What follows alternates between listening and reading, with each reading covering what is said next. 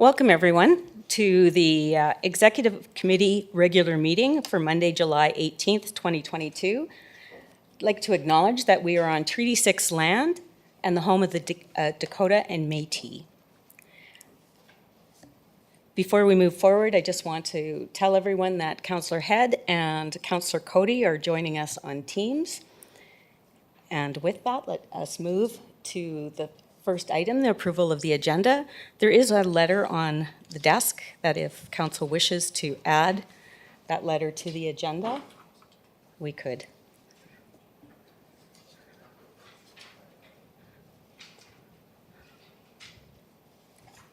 I'll move the agenda with the additional item added. It's a replacement. We had it through agenda review. It's just sort of more of an update, so it's already been cleared through the agenda committee, so I'll move the recommendation that it be added, and I move the approval of the agenda. Thank you very much, Mayor.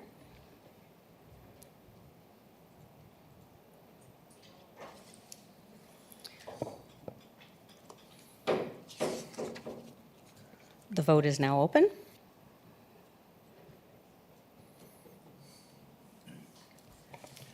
Councillor Head? Yeah, I agree.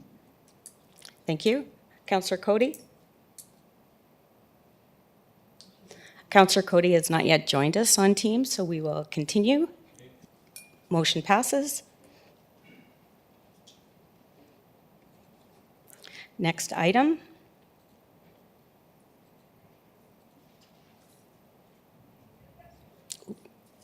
I have gone too far again.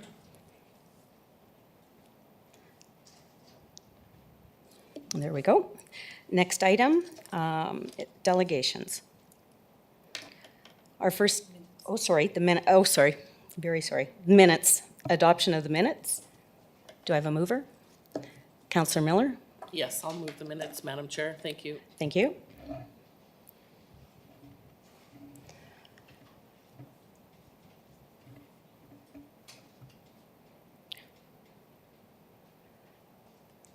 It is now open. Councillor Head? I'm in favor, yes. Has Councillor Cody joined us yet? Okay, with that, it passes.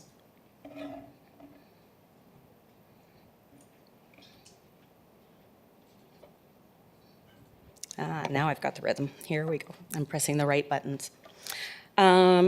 Next up, delegations.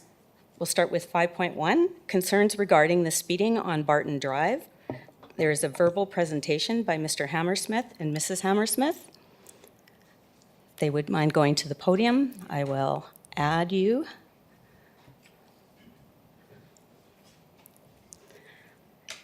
Thank you, Mr. Hammersmith. You have 5 minutes. Thank you for joining us. You have 5 minutes. So with that, go ahead. All right. Thank you to the Executive Council for this opportunity to speak. My name is Jody Hammersmith, and my family and I reside on Barton Drive. 40 kilometers an hour maximum is the posted speed limit. 118 kilometers an hour is the fastest recorded speed so far on Barton Drive. 114, 113, 92, 90, and 85 kilometers an hour are some other recent recorded speeds. If an innocent person is struck, they have 0% chance of surviving at those speeds. There's been 9 speeding events at approximately 100 kilometers an hour or more on Barton Drive in front of my house in April, 11 in May, and 9 in June. All this amongst the regular over 40 kilometer an hour speeding that occurs here. The higher speed, the lower the chance. Think of it next time you're on a sidewalk, driving down a street, driving past a crosswalk, or better yet, crossing one on foot. If you're hit at 40 kilometers an hour, it's a coin flip as to whether you're going to see your loved ones again. Ever. Over 40 kilometers an hour, your chances drop significantly. Is it fair to give so much power over an innocent person's chances to a dangerous driver who wanted to get somewhere a few seconds earlier? Sure. Okay. The overall speed of vehicles is increasing, from motorcycles, cars, trucks to semis, school buses, and even City of PA vehicles.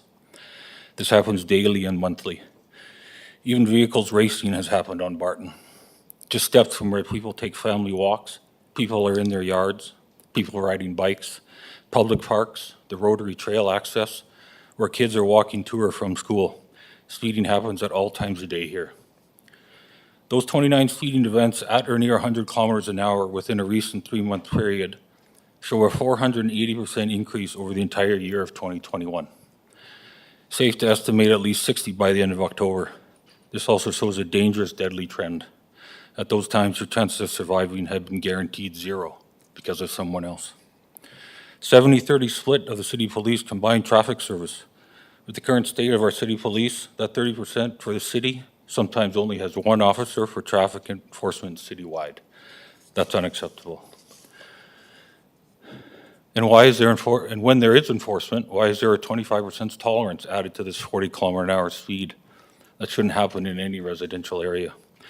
The posted 40 kilometer an hour maximum is a speed limit. That's what the sign says. It's not a suggestion. The SAS Traffic Act and SGI clearly state do not drive faster than the posted speed limit. The City of PA website speeding page says slower is safer. It's our kids and our streets. It's disappointing that I'm not allowed to show any videos. It would be nice if you could see for yourselves. Councillor Edwards has been sent all of them. They are troubling. Councillor Edwards has also told myself and other residents here he knows speeding is a problem on Barton.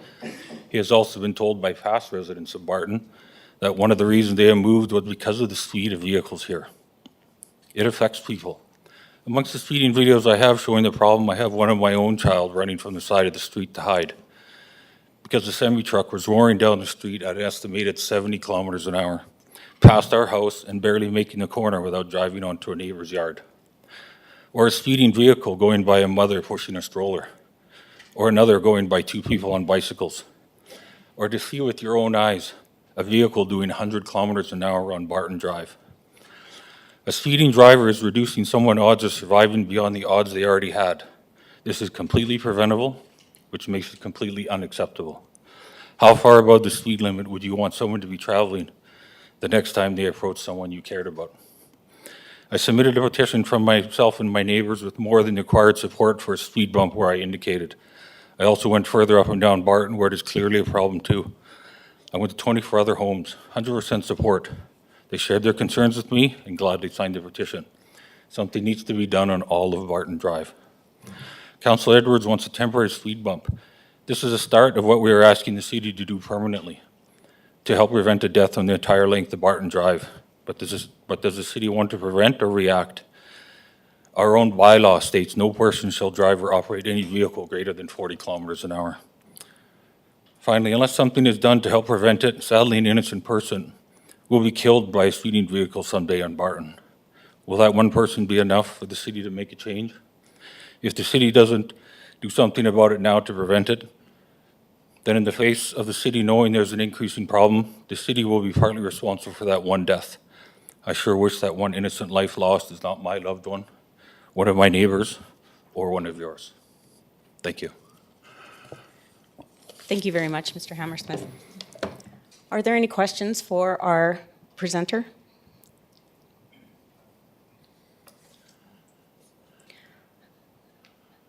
Go ahead, Councillor Zorkowski. Jordan, thanks for being here today. Thanks for speaking up. It's nice to see you and Thank you. bring some information forward. A couple of questions, if I may. Sure. The speeds that you mentioned, the 100 kilometers and so forth. So I'm just looking at your letter here, 118, and all the speed incidents. How do you know the speeds? Help me out with that. The 118 was recorded by a Your Speed sign placed on Barton Drive in October of 2020. Okay. The other 5 speeds were from a recent 4-week period. A covert box was set up across from my house. A what box? A covert radar box. So it was as far as I see, it was a black case with One of your neighbors put up a covert? no, the city police did. Oh, perfect. Yeah. Okay.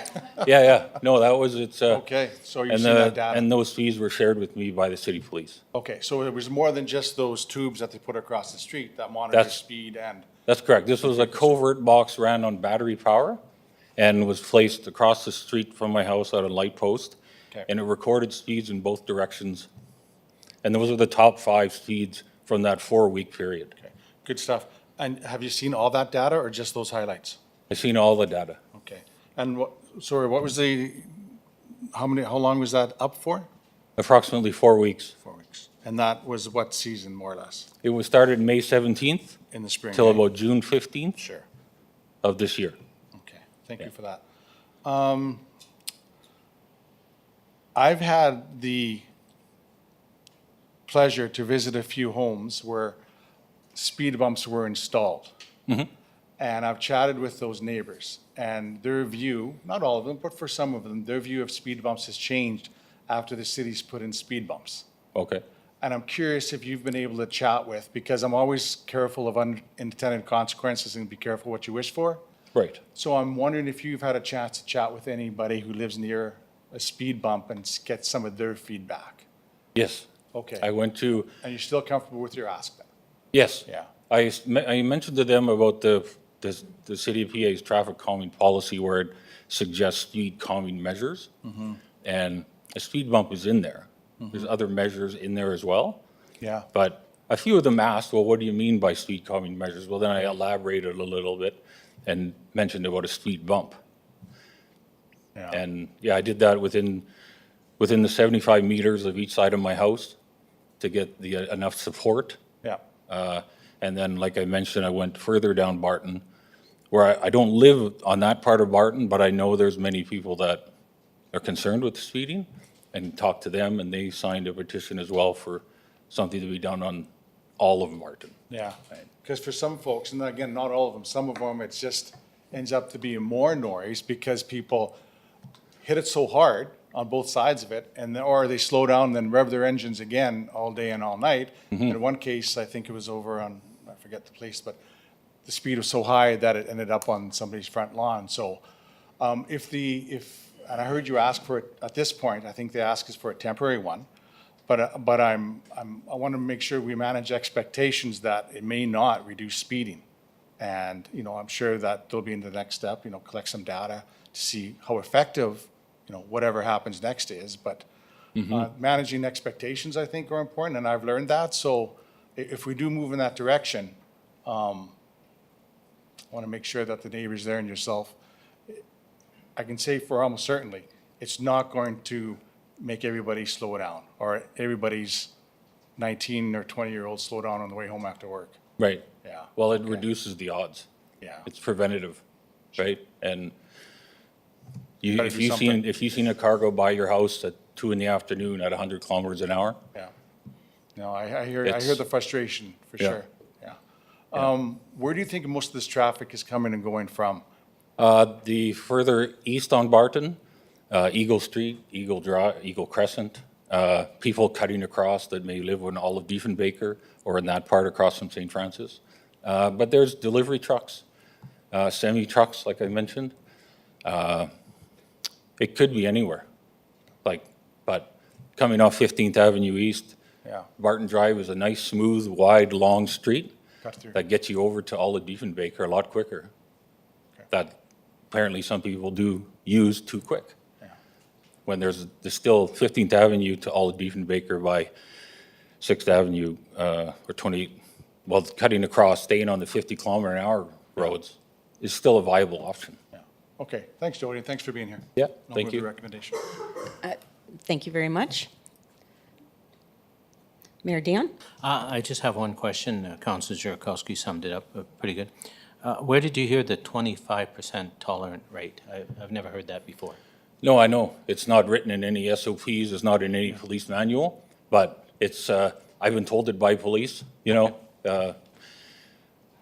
I've been told, well, we got to give the officers some leniency, we got to give them some discretion, but the bylaw states you shall not drive faster than 40 kilometers an hour, so, no. Yeah, no. Thank you. Thank you, Mayor. Councillor Grodnick? Thank you, Deputy Mayor. Thank you for your presentation, Mr. Hammersmith. Thank you. Just a couple comments. Sure.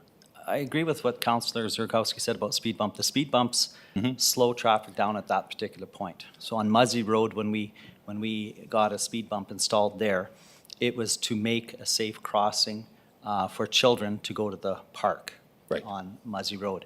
And so traffic has slowed down at that particular point.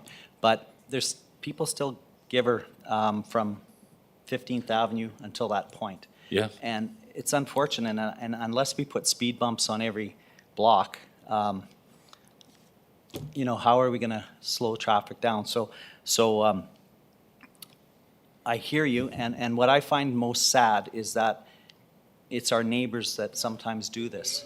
Oh, it's correct. I heard, you know, yeah, trucks and things like that, and like I live on Brannion, sometimes buses go a little bit too fast, I think, Right. as well, et cetera.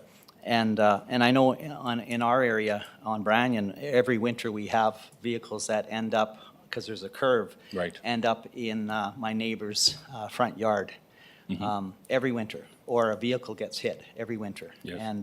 And it's because people travel way too fast. And how do you stop that? Other than huge fines, huge tickets, I don't know how you can change that kind of behavior. Well, enforcement, obviously, you know, like some form of enforcement, but enforcement other than when the police can't be there 24 Exactly. hours How a do you do day, it? Yeah. then a speed calming measure, right? How do you do it? Well, unless, like I Yeah. say, but unless you have them all along the road, right? Oh, I understand that, yeah. Yeah, and so that's my concern, and the majority of the traffic that is speeding on Barton, is it local neighbors then?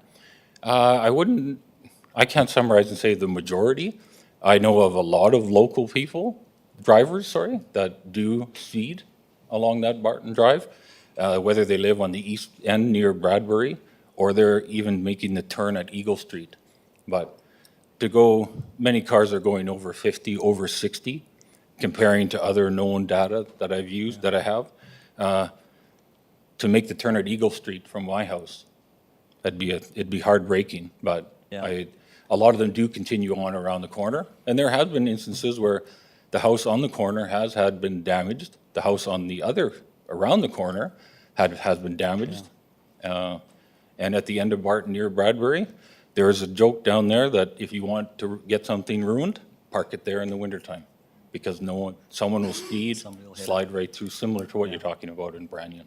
Yeah. Thank you. You know, maybe once we get Marcus Road East extended all the way to Highway 302, and then have our roads, feeder roads going into the Crescent Acres South, Crescent Acres North, that might alleviate some of the speed and some of the traffic on residential streets. So until that comes, yeah, I don't know.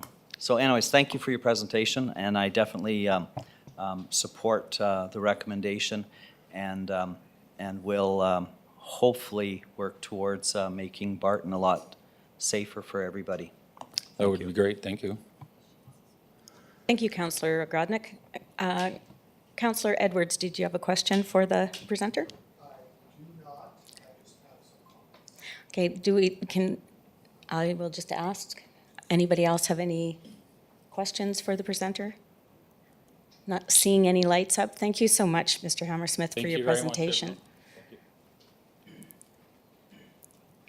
Councillor Edwards. Thank you, Madam Chair, and thank you, Jody, for coming and being able to give that presentation. It's long overdue that we were able to have you in front of the microphone and here.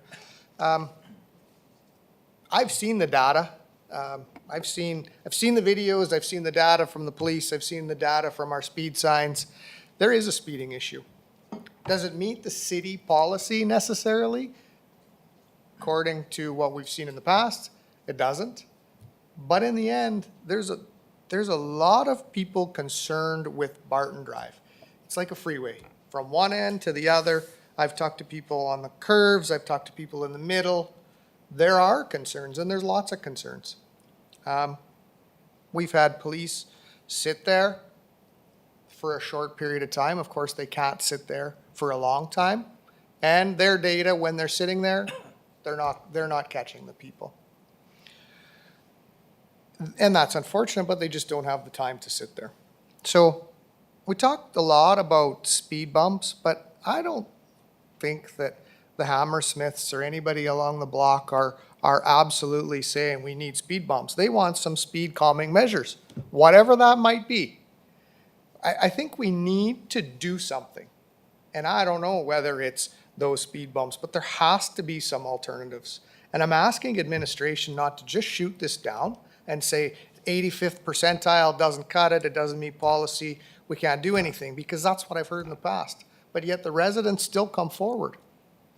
And they come forward with some data to back it up. And I've heard from a lot of residents. We saw the petition. It's not just one or two people. There are concerns.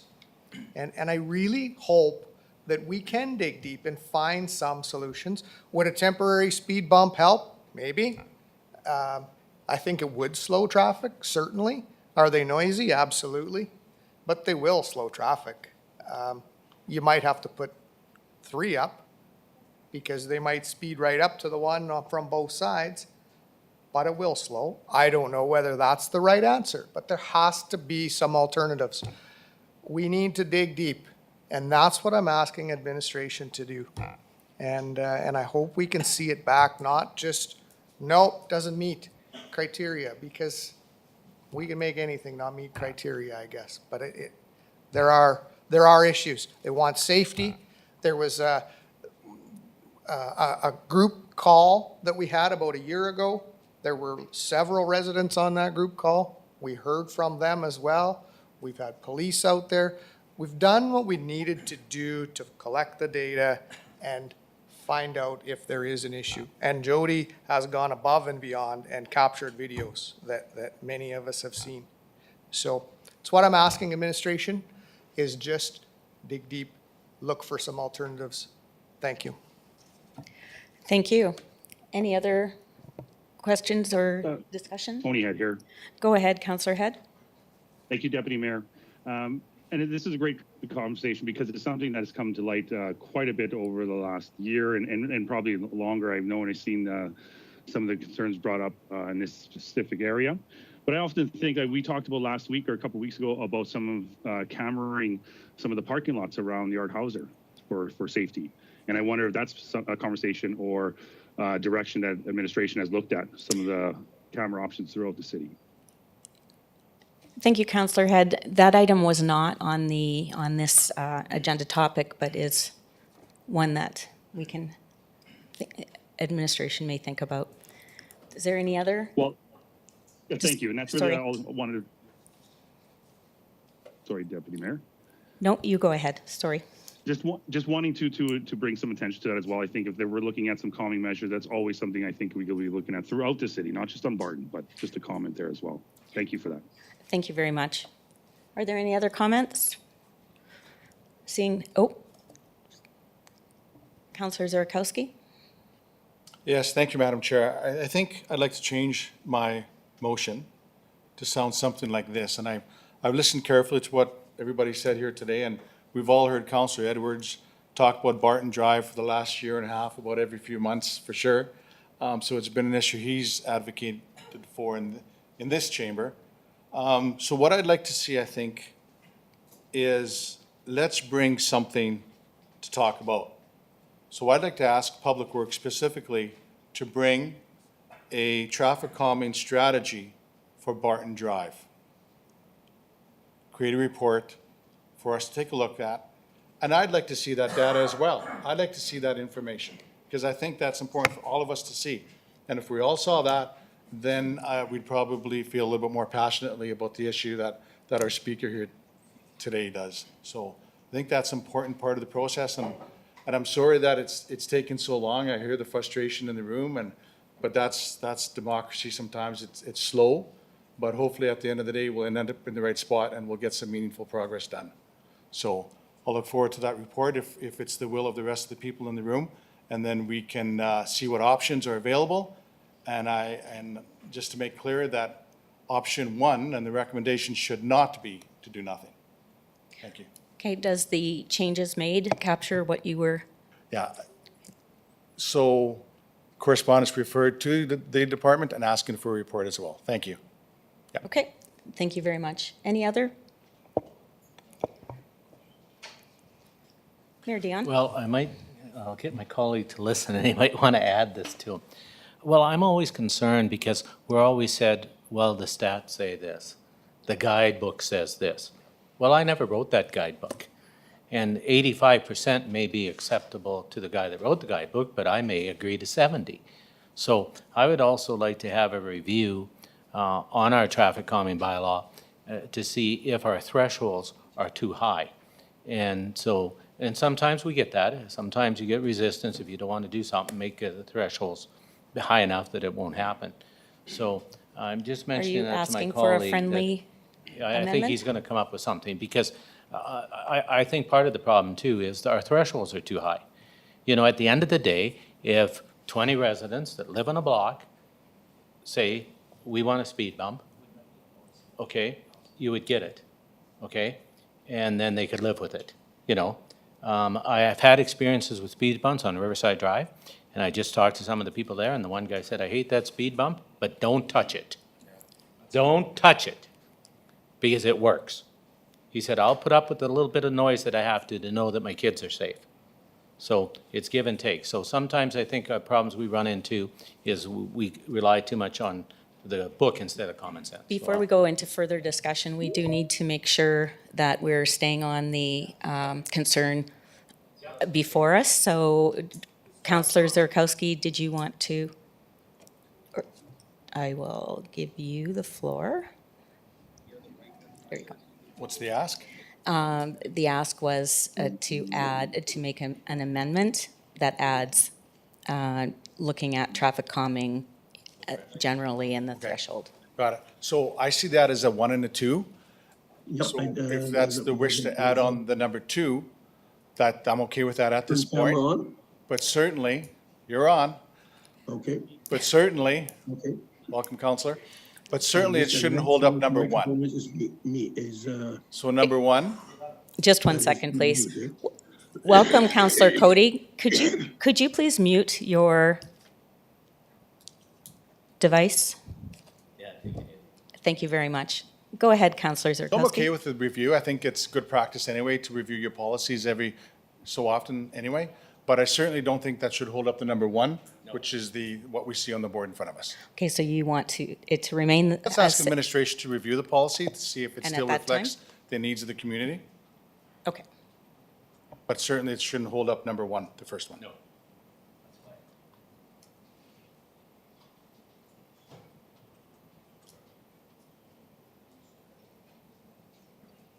Thank you very much. Councillor Edwards. Thank you, Madam Chair. I'm okay with the number 2, but like Councillor Zerkowski said, it can't hold up. Like, we've been working on this issue for years. So I hope that it doesn't have to wait as part of that motion. And I don't know whether that's gonna be the procedure that we're gonna be at, but that's my concern with that number 2, is we're gonna wait. Because Would that's you an like to extensive ask review. the director or the city manager? I don't know what I want to do. I'm concerned. We will just leave it as is? Okay. Councillor Grodnick. Thank you. Yeah, I was going to rise on a point of order earlier because I think number 2 actually does not fit in with the original motion. And I think number 2 would have been better served at a council meeting as a notice of motion to bring a report forward of traffic calming. And the thresholds, to me, that doesn't fit in with what we're talking about on Barton. And so I think that number 2 is kind of out of order.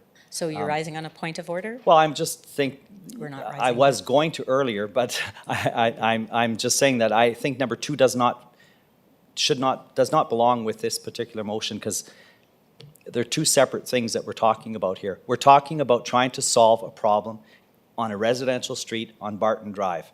And number 2 is a general statement of all traffic calming within the city and our thresholds. That's what number 2 is about. It doesn't really relate to number 1. And I think we need to stick to number 1 so that we can get some action done on number 1. And then number 2 can come later as a report down the road. But the residents want action on number 1 on Barton. So And you're I would ask making that a point of order? Well, I would ask that maybe the mover remove number 2 and we bring it forward at a council meeting as a notice of motion. Okay, That's what I would ask, but it's up to the mover. Thank you. Mayor Dion. Well, we're here because of number 2. You heard the speaker spring the threshold, that they don't qualify now for a speed bump because of the 85% threshold. Number 2 is what's causing us a problem. Number 1 can be solved in one meeting by me putting a hand up, note as a motion, that I want 3 speed bumps installed in Barton Drive in the next 14 days. All in favor? The speed bumps go in. Number 1 is not going to delay number 2. Number 2 caused the problem to number 1. Why are we talking about traffic calming and why they're asking for an exemption? Because that's what they're asking for, because the policy says today they don't qualify. So one won't hold up the other one. When they come back, the report says, come back, we want traffic calming devices on BART and tell us what you're going to do. And if it's not good enough, then we can serve a notice of motion to put 3 in. We all vote on it, they're installed. Number 2 caused the problem to number 1, and that's why they're related. Thank you very much. Councillor Zurkowsky. Yeah, I think it's hearing no notice of motion being raised. I'm comfortable with what's in front of us. Certainly there is value, I think, in number 2, because I know when I go home tonight, I'm going to get a few phone calls about other areas of the city. We'd like traffic calming as well. But this took a while to get here, and I think it's been elevated, asking administration for a report to action out number 1. Okay, thank you very much. Any other points? With that, we have a motion on the floor. It's ready to vote. Voting is now open. Councillor Head?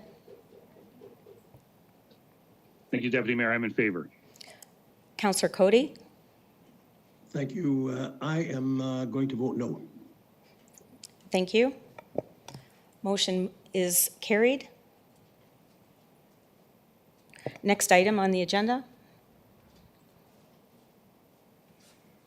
is a Prince Albert Regional Economic Development Alliance Tourism Update, a verbal presentation by Dwayne Kripp.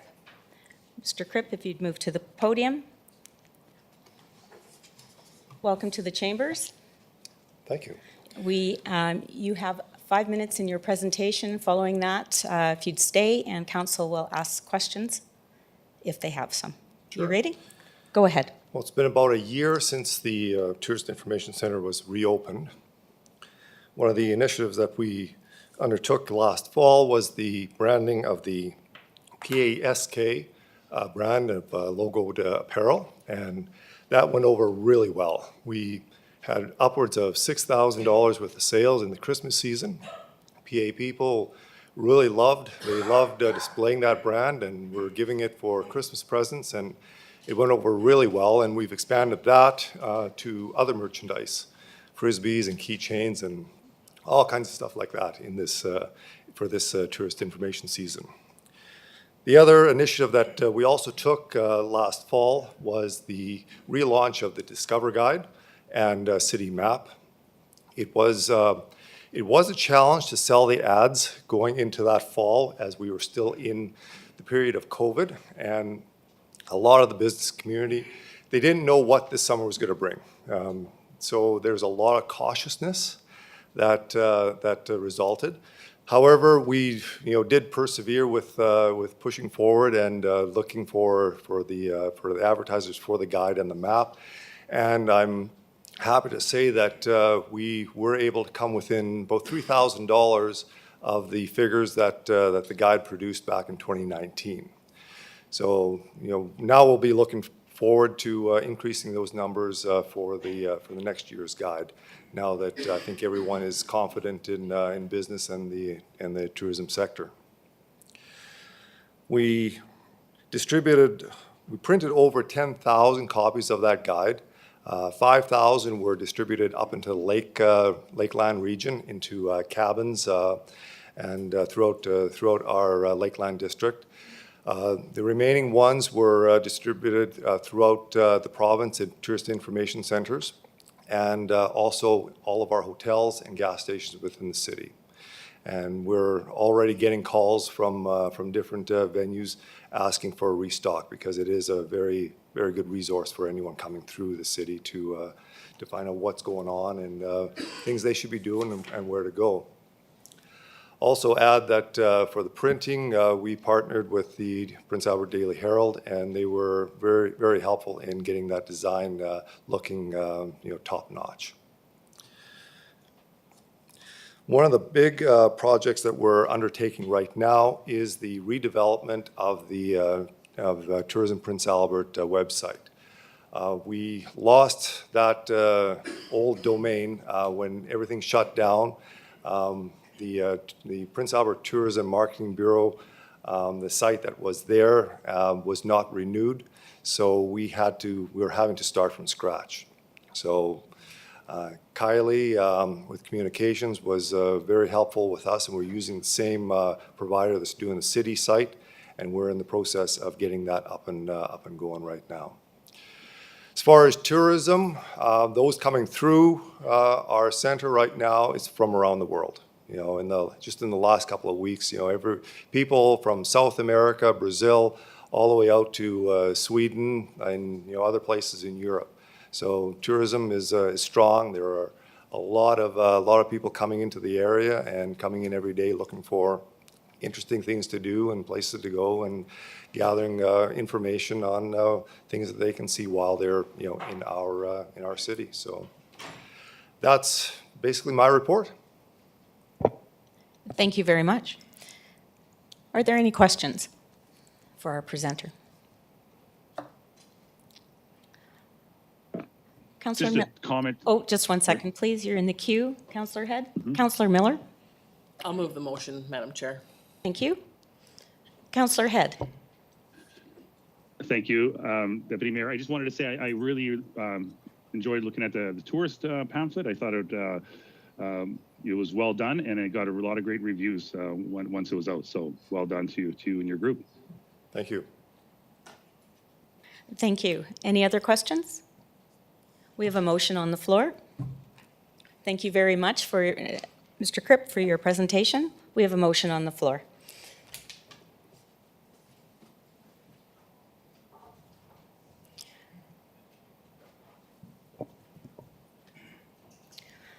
The motion is now open. Councillor Head? In favor. Councillor Cody? In favor?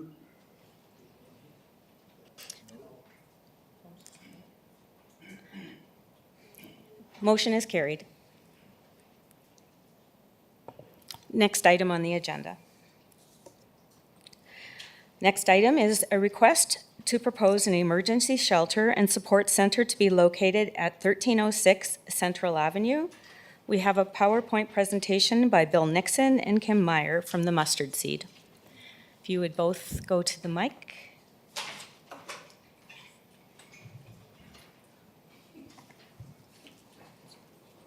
Just one second while we pull up your presentation.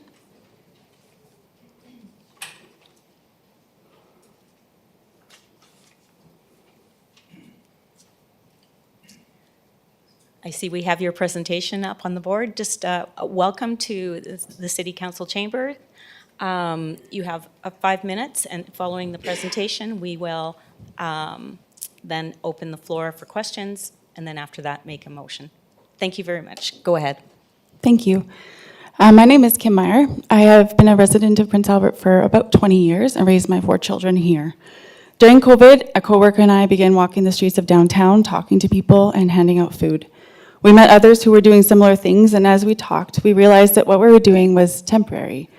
We didn't want to just feed people, but we also wanted to help them find health, healing, and self-sustainability. I believe that homelessness is a complex issue, so I thought it would be good to reach out to an organization that had experience in this area. I contacted the Mustard Seed in July of 2021. I've had experience working with the Mustard Seed, and I know that they do great work impacting communities in positive ways. I also feel that they have experience that would be invaluable as we endeavor to walk with those experiencing homelessness and poverty in our city.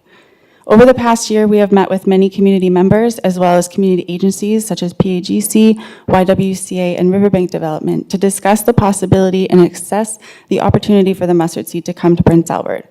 I am delighted that the Mustard Seed is taking steps towards this end.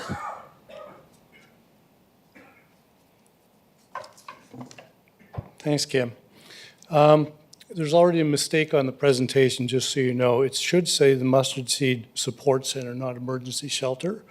And we think that's really an important statement to make to your community, that we're not just trying to run a shelter, but there's actually, this is about providing support for the people that actually we can help. And so that's why that is that way.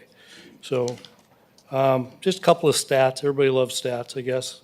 In Mustard Seed last year served 4,400, I always do this badly, 447,000 meals across Alberta and into BC. We have helped over 300 guests get full-time employment. This is the next slide. You did really good, thank you. 42,000 people receive services that are healthcare services in our health wellness programs. We actually provide care about $5 a service, where most government agencies are about $150 a service. So we're quite proud of that. Over 665,000 pieces of clothing were distributed throughout the various sites. And we're really proud of this. During the first year of COVID, we moved 498 people out of our shelter in Calgary. With a 92% success rate, they did not return to the shelter. The focus on anything that we do when it comes to homelessness is focused on helping people get homes, always homes. It's not just about providing basic services and shelter. Next slide, please. We just wanted to show some pictures of some various locations. You can see the Mustard Seed Mosaic Center at Edmonton. The newest one is in the middle. That is actually one of our neighbor centers, and it is actually has a shelter upstairs, but again, we focus on the fact it's a neighbor center more than it is a shelter, even though it provides those services. And then the granddaddy of them all is the Mustard Seed Downtown Support Center in Calgary, which is a 100-year-old building, which is, other than it's really hard to heat, has been an amazing place to be able to care for people in the inner city of Calgary. I recognize that one of the things we sent you, there was a number of letters you received. I think you got those letters just talking about we're not that hard to work with. We're pretty easy to get along with. We work well with the community, and we've been a good neighbor everywhere we've ever been. You can see very quickly some of the plans that we put together. If you go to the next slide, of what this would look like. So that'd be like the main floor with the support center. If you go to the next slide, would show you the upstairs of this facility, which gives us the ability to expand from 30 mats up to 60 as needed, or as extreme weather conditions require us to expand. We looked at site feasibility studies that you guys have. We think that we can fulfill those obligations and do a good job with you guys. We've done a real good job already of working with the local community. We met with everybody and done our best to do that, and we'll continue to do so. But I also would like to draw your attention to the last slide. I think it's the next one that actually talks about your Central Avenue Streetscape Development Master Plan. We think we can do a good job of urban design. We know we can do a good job of character. Mobility, safety is a big issue. Everywhere we've ever put a facility is safer because that facility exists. The rest of those, we'll do all of them. And I think it's real important that you recognize that we are good neighbors. We do good neighbor practices. We are community building partnerships. We are not here to try to take over from other agencies, but to work with them in cooperation with them. We want to build a year-round safe place. I want this to become the kind of place where people can come and have their lives changed. And it's a part of your community, and I think it's a place where I think the community in Prince Albert can come and help that to take place. I did that with almost a 1 second. That's pretty good for me. Thank you very much. Are there any questions for our presenters? Councillor Edwards. Thank you, Madam Chair, and thanks very much for the presentation and coming out and talking to all of us at some point. Certainly appreciated the conversation, and I really like the ideas that you have coming forward. I really do. I'm just wondering if you've heard some comments back on the location. Yeah, we have, and we looked at a lot of locations. The primary reason why we looked at this location is winter's coming. It gives us the ability to give a facility that can be renovated fairly quickly to be able to help us to be able to care for people. And as I looked around the various neighborhoods, it just seemed there was a lot of people in that neighborhood. One of the things that we do here is people are defecating in the neighborhood. People are doing these things in the neighborhood. This gives people an opportunity. There's washrooms for public access. There's showers for public access, all those things. So, yeah, but we think that as I've said in probably a few of these in different city council meetings, we've always been a good neighbor wherever we've been, and I see no reason why we won't be this time.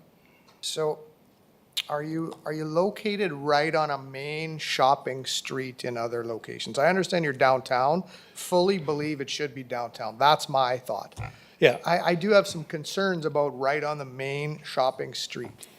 we're pretty close to the main thing in most of our facilities. Almost everything is in a commercial area. There'd be a few exceptions to that, but not many.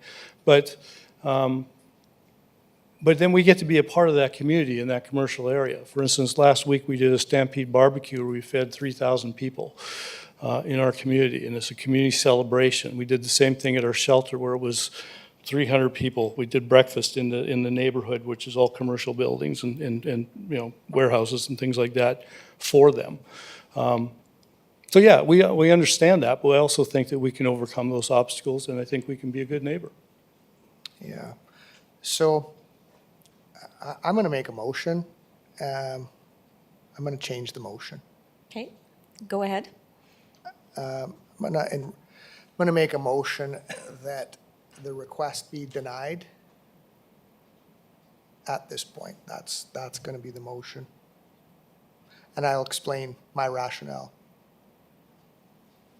Okay. Go ahead. Thank you, Madam Chair. So I once again, I fully support. I've heard too many concerns about the main shopping street on Central Avenue.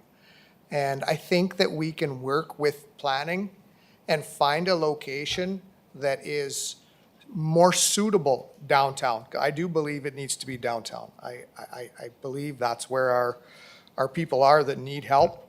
I think there should be a solution. The reason I'm saying denied today, because the request was to go to Public Works, to planning, and I believe that would have taken some time to come back, and then I believe it would have been denied. And that just takes time. And I don't know why we would do that. That's my thought. I'd be happy to hear other people, but I believe that it should be located just off of Central Avenue, somewhere in the downtown area.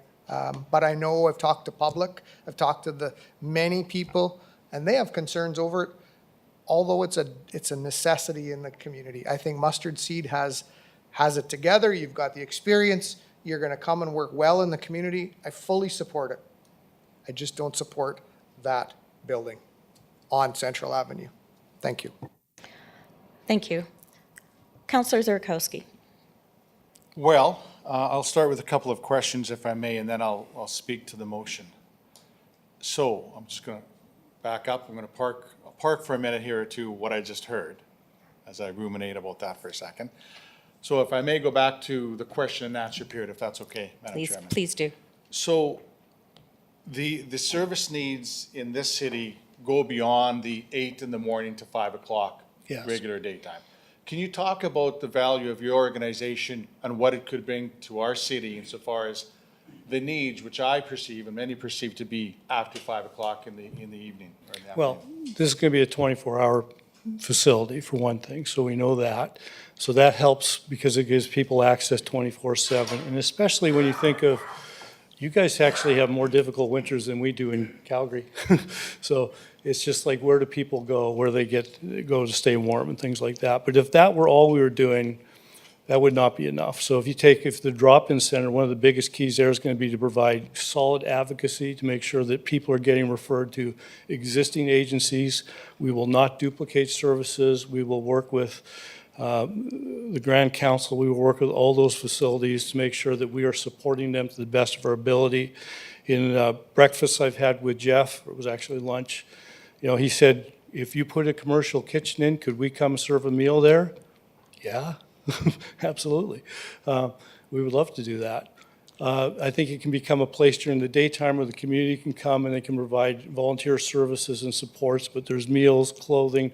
But the key to it all is advocates, people who are skilled at helping people get through the services and make sure they're getting connected where they're at.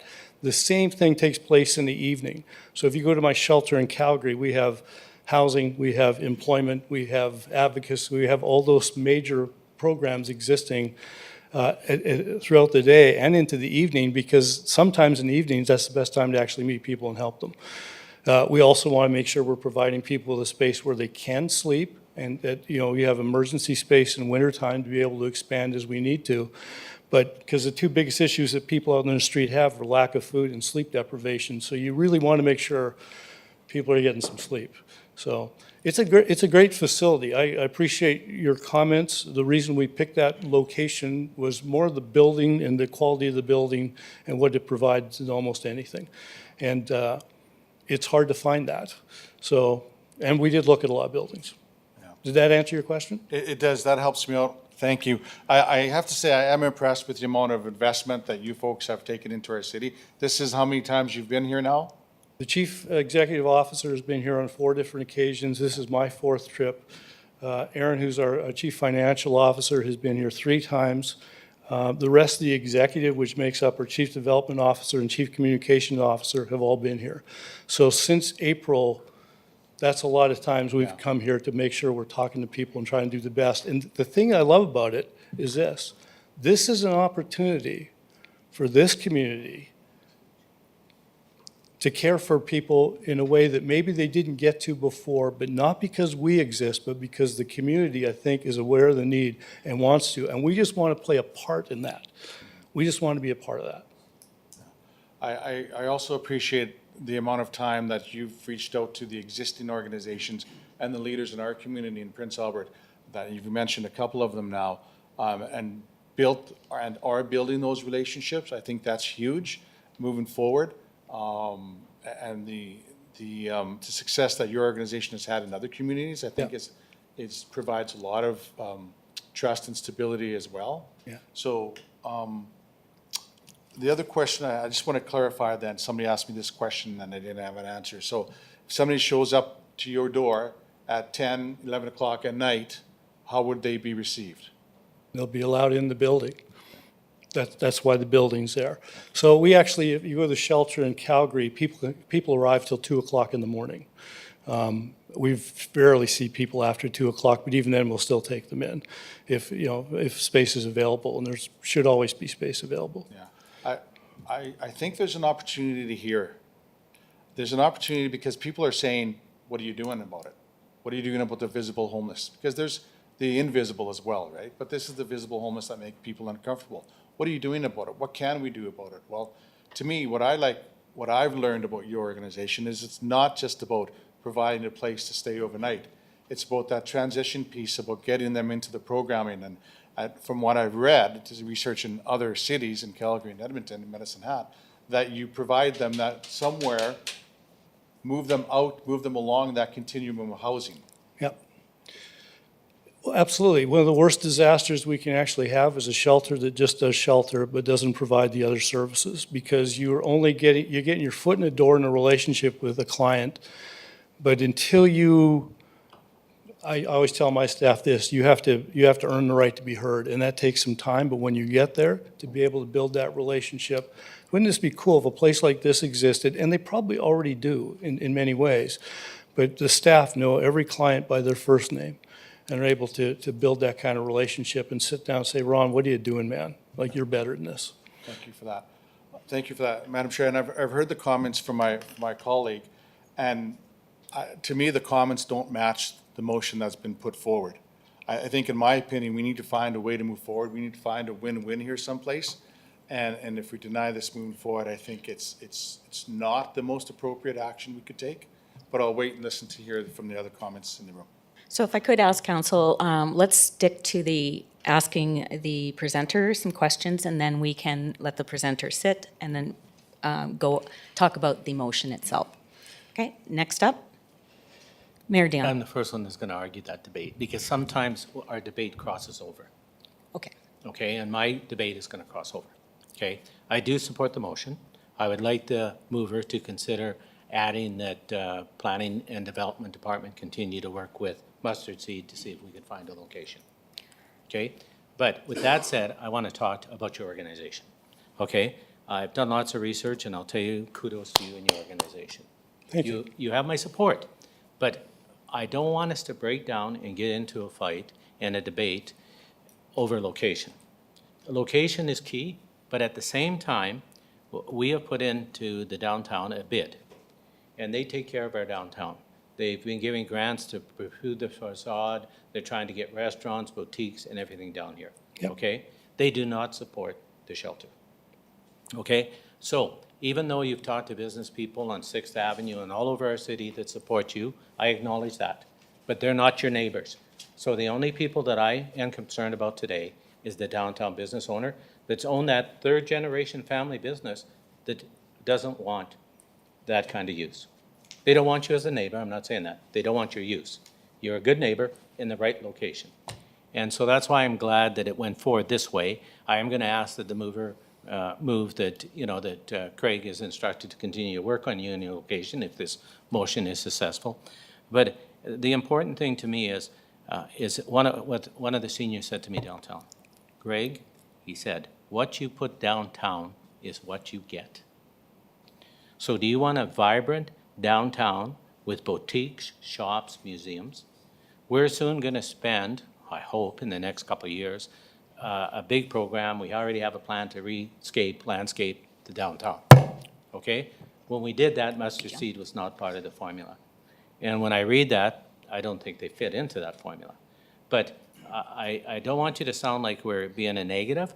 All we're talking about here is location. Right. And I do not support the location on Central Avenue strictly because the Downtown Bid Association does not support that location. And to me, they're the major player.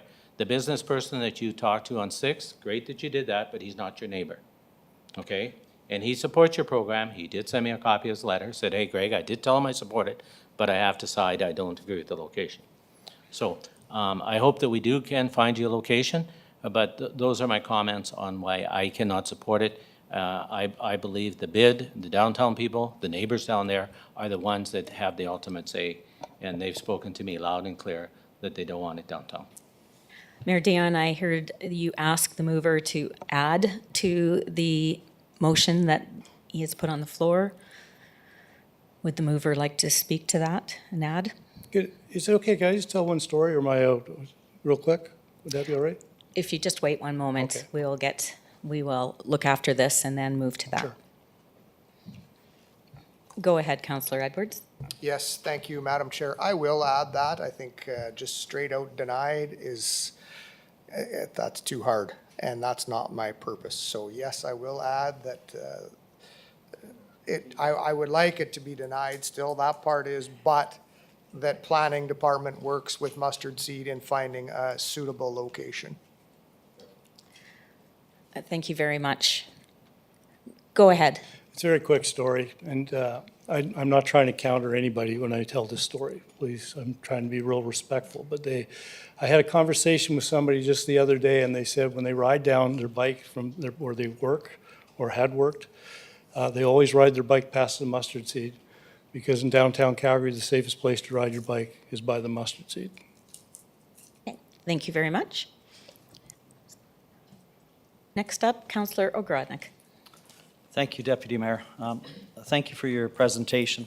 I'll start off by just stating that I really support the concept of the mustard seed, the whole idea. I do have a couple of questions and then a couple of comments. How do you financially run this organization, if you don't mind me asking? Where does the money come from to run? If the mustard seed was to open in Prince Albert, obviously you're not just taken out of your life savings to help the poor. Well, we actually and the homeless. you But kinda where would does the be. money come from? We would be for a little while, we think, but we fully acknowledge when we go into a new community that we will lose money on that for the first 3 years. We actually put it in part of our plan.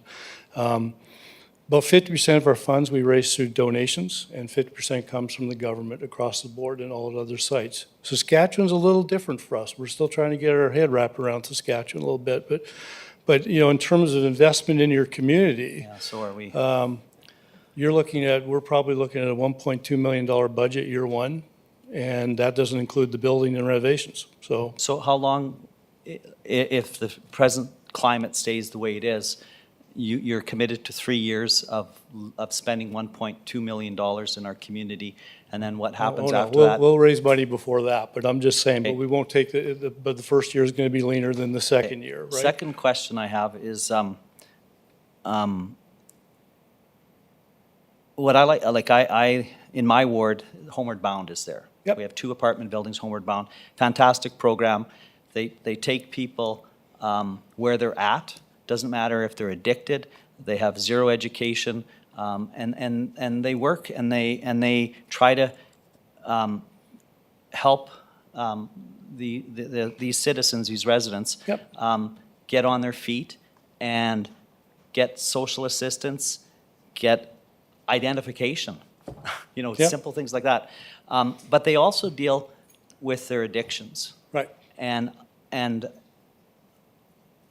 I think part of it is allowing, like, you can't tell an addicted person to stop doing drugs. Like, if you enter my room here, you're not gonna, or my apartment, you're not gonna do drugs. That's just not realistic. And so my question to you is, do you allow people that are high to enter the facility? Do you allow people to shoot up in the facility? If you're addicted, you're going to need the drug. And do you allow that in the mustard seed? We allow people to come in that have been using, but they would not be allowed to use inside the building or use alcohol inside the building. You would not allow to be able to deal drugs inside the building. You would not, acts of violence would end up with fairly severe consequences. We do things a little differently. When people come in the building, the shelter, we have a tool section where people have to take their hammers and their whatever. That all gets checked in there, kind of thing. There are rules. So it's interesting when people say, if you build it, they will come. They're not all coming to where we put the mustard seed, because sometimes there's people that don't want to live within, those parameters, those rules, and that's okay. But for us to be successful moving people out of the downtown core, we need to focus on those rules. Okay, thank you. Next question. What financially are you expecting from the city of Prince Albert and the residents of Prince Albert?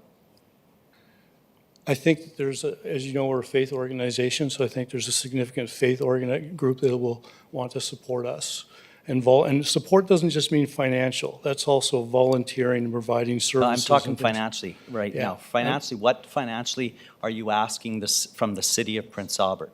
So if At we this have a point- budget coming up in the fall, we're going to be in deliberations. What financially are you going to require from us in order to operate? If you're asking me, would we like the city to support it? Yes. I don't have a number off the top of my head that I can throw at you right now. But we're also looking for other avenues of revenue on this thing. It's not just going to be the city. Yeah, no, I understand that. And social services is a provincial responsibility as outlined in our constitution, Yeah. which they sometimes, if you look at the cities across Saskatchewan, it seems to be failing. Right. But that's just my little political statement here. But sir, that's even true in Calgary. If you go to Calgary, for example, Well- the only funding we have in Calgary that we get directly from the city of Calgary is to do a outreach program. So it's not a lot. Okay, thank you for answering my questions. Thank you for your honesty. My concern with the whole program right now, and I've said this before when other groups have come forward, is that we as a city have hired Dr. Chad Nielsen to come up with a strategy and a report. And I'm really looking forward to his presentation publicly to the chamber here and to the residents of Prince Albert of what he's found about our homeless problem. And so my concerns would be right now approving something that might not necessarily fit with the study that's being presently written for us. Like I think we need to make sure that we do this right, and that this concept sounds great, but I don't know what the research says. And that's what Dr. Chad Nielsen is coming to us for, what the research says of what is exactly needed in Prince Albert. And where, and do we need it downtown? And so I want us to, or I'm going to support the present motion. And as I said earlier, I support the concept of mustard seed, and I hope everything that this organization can do fits in with what Dr. Chad Nielsen's going to recommend in his study to us. So until then, and I hope that report comes quick, but until then, I think I'm going to be a little bit more cautious in approving, and maybe, I don't want to undermine his report. Not saying that this will, but I just want to make sure that we get it right. Thank you, Deputy Mayor, for allowing me to speak. Thank you, Councillor Grodnick. Councillor Lennox Tony Zepp. had here. Oh, and you'll be in the queue following Councillor Lennox Zepp. Thank you. Thank you very much. I wanted to say thank you for, as other people in the room have already thanked you, but I wanted to add my thanks for the work and these ideas. Here in this chamber, we do hear a lot about social issues and social concerns, and it's really nice to see an action item of something that could alleviate and could assist. I did have a question. Just wanted to hear the speaker's thoughts about the kind of the general issues of location and this on this topic. Well, there's a couple of things. One thing is this. We're making a commitment to come here to run some fairly basic programs. We run some pretty extensive ones, and the goal in running some of this little bit more basic stuff to begin with is to address the exact issue he was talking about. I'm sorry, sir, I forgot. I can't read that from here. I'm getting old. But they had, because we'll learn things. How arrogant would it be for us to come into this community and go, we have an answer to everything you guys are talking about? We don't even know that completely yet. That will take time to completely figure out, and that's why partnerships with, the Grand Council and with Brian, who I've already said has the best hair in Prince Albert, are really important. But getting to your question, the location, one of the things is the average homeless person will not walk more than 4 blocks to services. We just know that as a fact. So if you put things out of the realm of where they're going to go to, then they don't access those services. For example, for us to kind of fix that problem, where our shelter was in Calgary, I don't even want to tell you how much I spend on buses to take people from the downtown core out to this other shelter, but that's not where they get their services. They stay there at night, but all their services are downtown, so we have to bus them back down and make sure they can connect to the services that are there. Not just our services, but everybody else that provides them with services. So these are complicated issues, and please, if anybody's hearing me make a statement where I'm oversimplifying this thing, I am not. I may not be able to write large academic papers on this thing, but I've been doing this every day of my life. I've been doing this every day of my life for the last 20 years. And I was asked just recently by a councilman why I continue to do this. And I said, because it's worth it. And we want you to know we're here in this room talking about this because helping you and working with the people in this community is worth it to us. And that's why we're coming. Thank you. Councillor Head. Thank you, Deputy Mayor. And thank you, Mr. Nixon, for presenting, as well as Ms. Mayor. I did get a chance to meet with you guys at the end of May, and I have to say I did appreciate our meeting and some of the information that I heard, because I do feel our community needs this kind of supports, and I definitely feel that right now, we have a couple days, we have a day shelter and a shelter through some of our colder months, but we can see around our city that that's not enough. So I'm happy to see that. But I do have a couple questions for you today. Sure. So first off, you mentioned about the health and wellness programs. I know we've talked a little bit about it in our meeting at lunch, but definitely, I felt it wasn't enough time. Could you reiterate some of those wellness programs? Because you mentioned a couple programming today. Right. So what are some things can we expect? Eventually, we would, like in every community, we put a health and wellness center in. It's not going to start there because health and wellness centers cost about $1 million a year because of the staff that you have to provide for that. So you have occupational therapists, you have psychologists, you have that kind of staff. So it just changes its parameters quite a bit.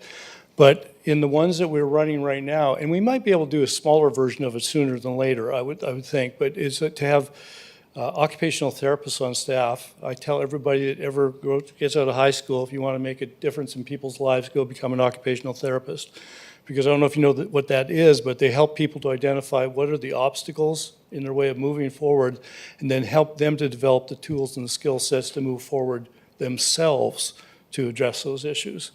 In our wellness center downtown, we just got a couple of smaller ones other places. We're over 40,000 services a year. 12 years ago, it was 100 services a month. It expands quickly, and it's not just the homeless that actually access our wellness service. There are under financially supported people in our communities all across this country that cannot get help, and they come to us and we're able to help them. So I think somebody's mentioning ID programming, for example. The government of Alberta licenses us to provide that, but they don't pay for the program. We have to raise funds to do it, and we do it at a ridiculously good job.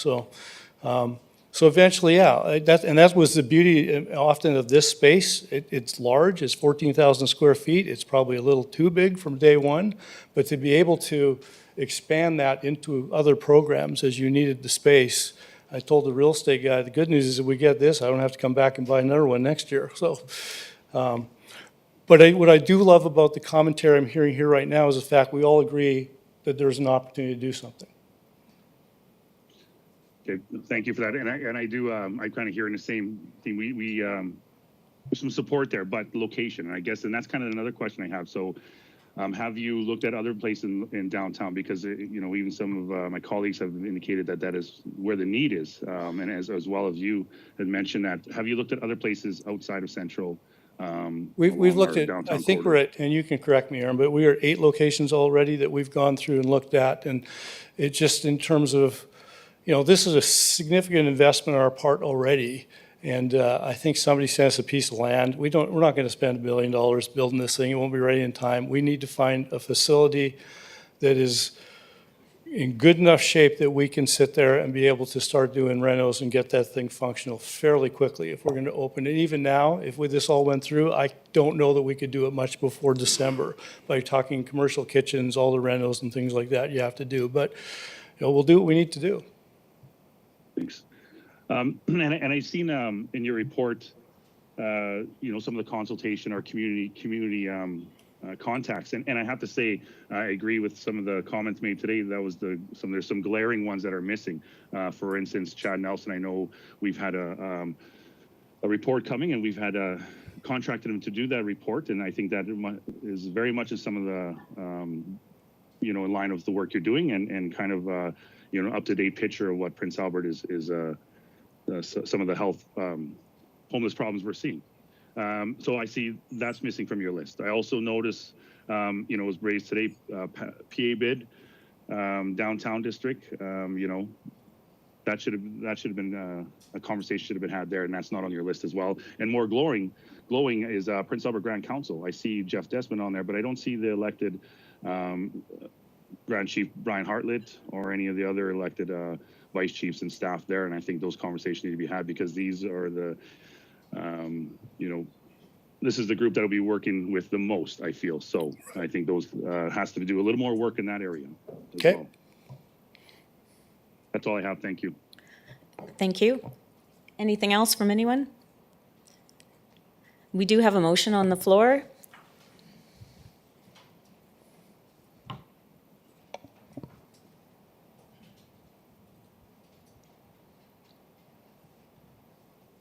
Before I open the motion, I want to thank you very much, Kim. And thank you very much for the presentation, and we will open the voting. Oh, I am so sorry.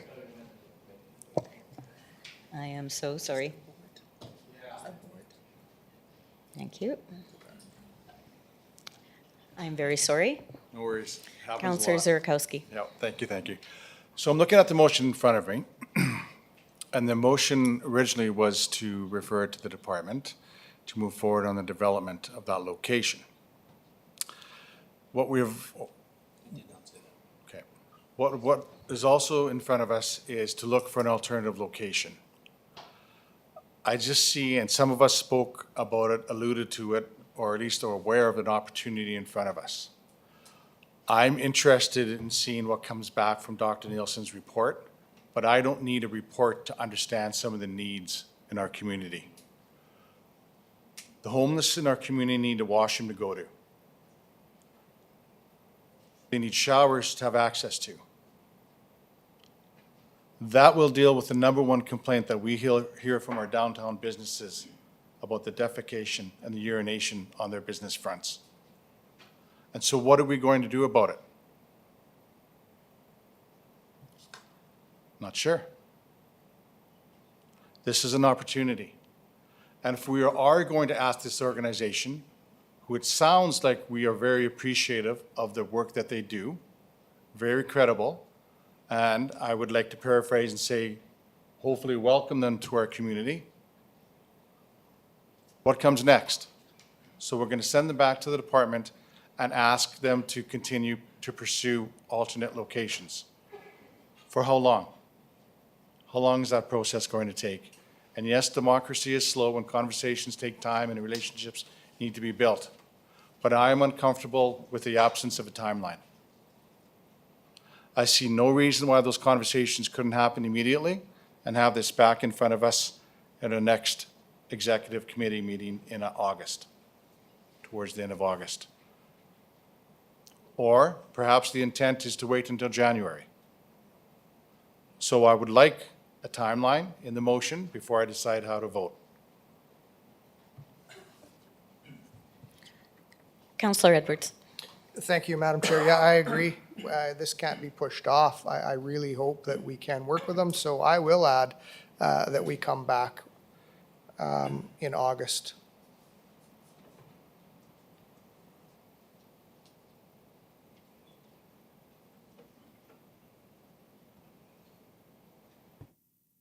Any further discussion?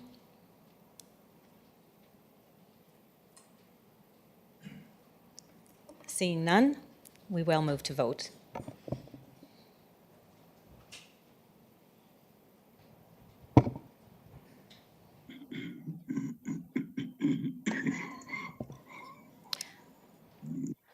The vote is now open. Councillor Head? I'm in favor of this motion, yes. Councillor Cody? In favor? The motion is carried. Thank you, everyone. Next item on the agenda. We'll give people a few minutes, 2 minutes if people would like to leave the gallery or stay for the rest of the presentations. Thank you very much for coming.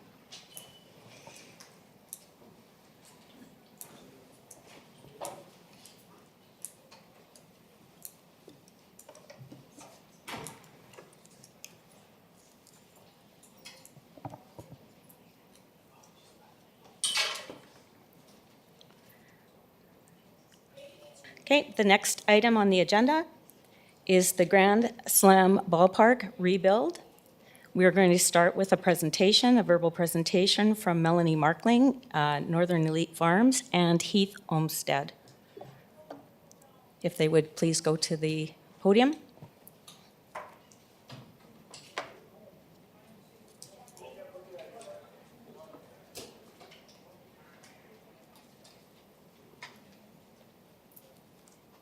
Welcome.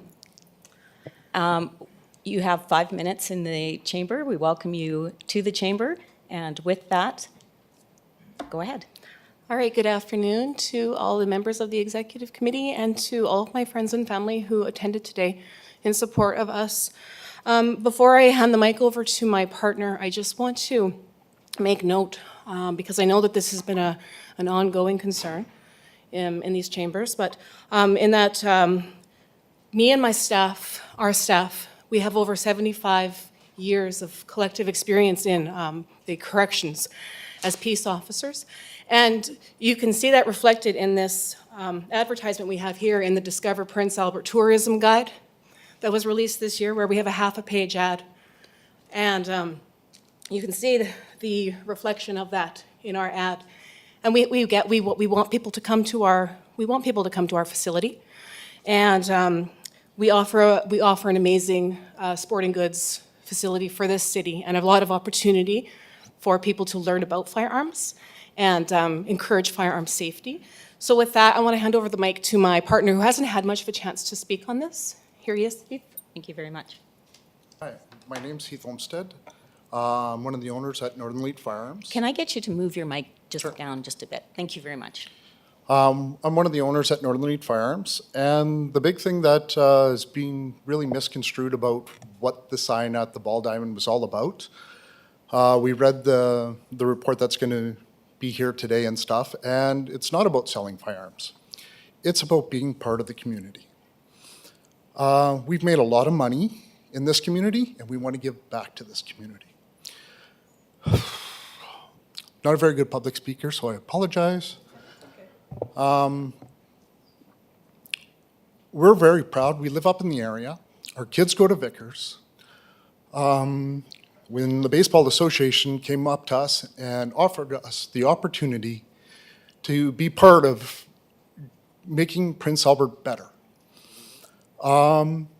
it wasn't about selling stuff. It's like Man Motors or Econo Lumber. They're not trying to sell cars. They're not trying to sell lumber. They're just trying to show the support to the community that we want to give back. And that's all we did. And that's really all I have to say. It's nothing more than we're proud to be part of this community, and we're going to continue being part of this community. That's it. Thank you very much. If you'd stay at the podium, I'm going to ask council if they have questions and would like to. You don't have to apologize. It's just part of the procedure. Mayor Dion. Okay, I'm going to move the motion, and I'd like to speak to you, sir. So I'm going to turn this way to speak to you. When I deny your request, this has nothing to do with guns, your gun store, or anything. I sit on the tourism committee, and I'm very proud of this ad. This is the right spot for it. It's a great ad, and I think you bring lots of things. The reason that I am not supporting the sign in the motion, I will not be bullied. I will not be threatened. You'd be shocked what I've been told over a sign. You better make sure you lock your doors. Are your windows in your truck bulletproof? What are we coming to as a society? We're talking about a sign. And that's why you've lost my support. I will not be harassed. Like, I'm so disappointed when I read some of these messages, and thank God I don't let my family see them. Because they'll say to me, no wonder no one wants to run for politics. We're talking about a sign. Okay? And I do believe it came down the right way. We have a sign approval policy, and we approve them at every meeting, whether they're going on the golf course, the ball fields. It's just like, I cannot go put one of my signs up on your property. You wouldn't like that. But if I wanted to, I'd come and ask you. And we were going through that process. Okay, we took the sign down, we put it on the agenda. You didn't. We put it back on the agenda to come through the consent. And since then, I am just shocked on what this sign has created in our community. Just shocked. And so that's the reason you do not have my support.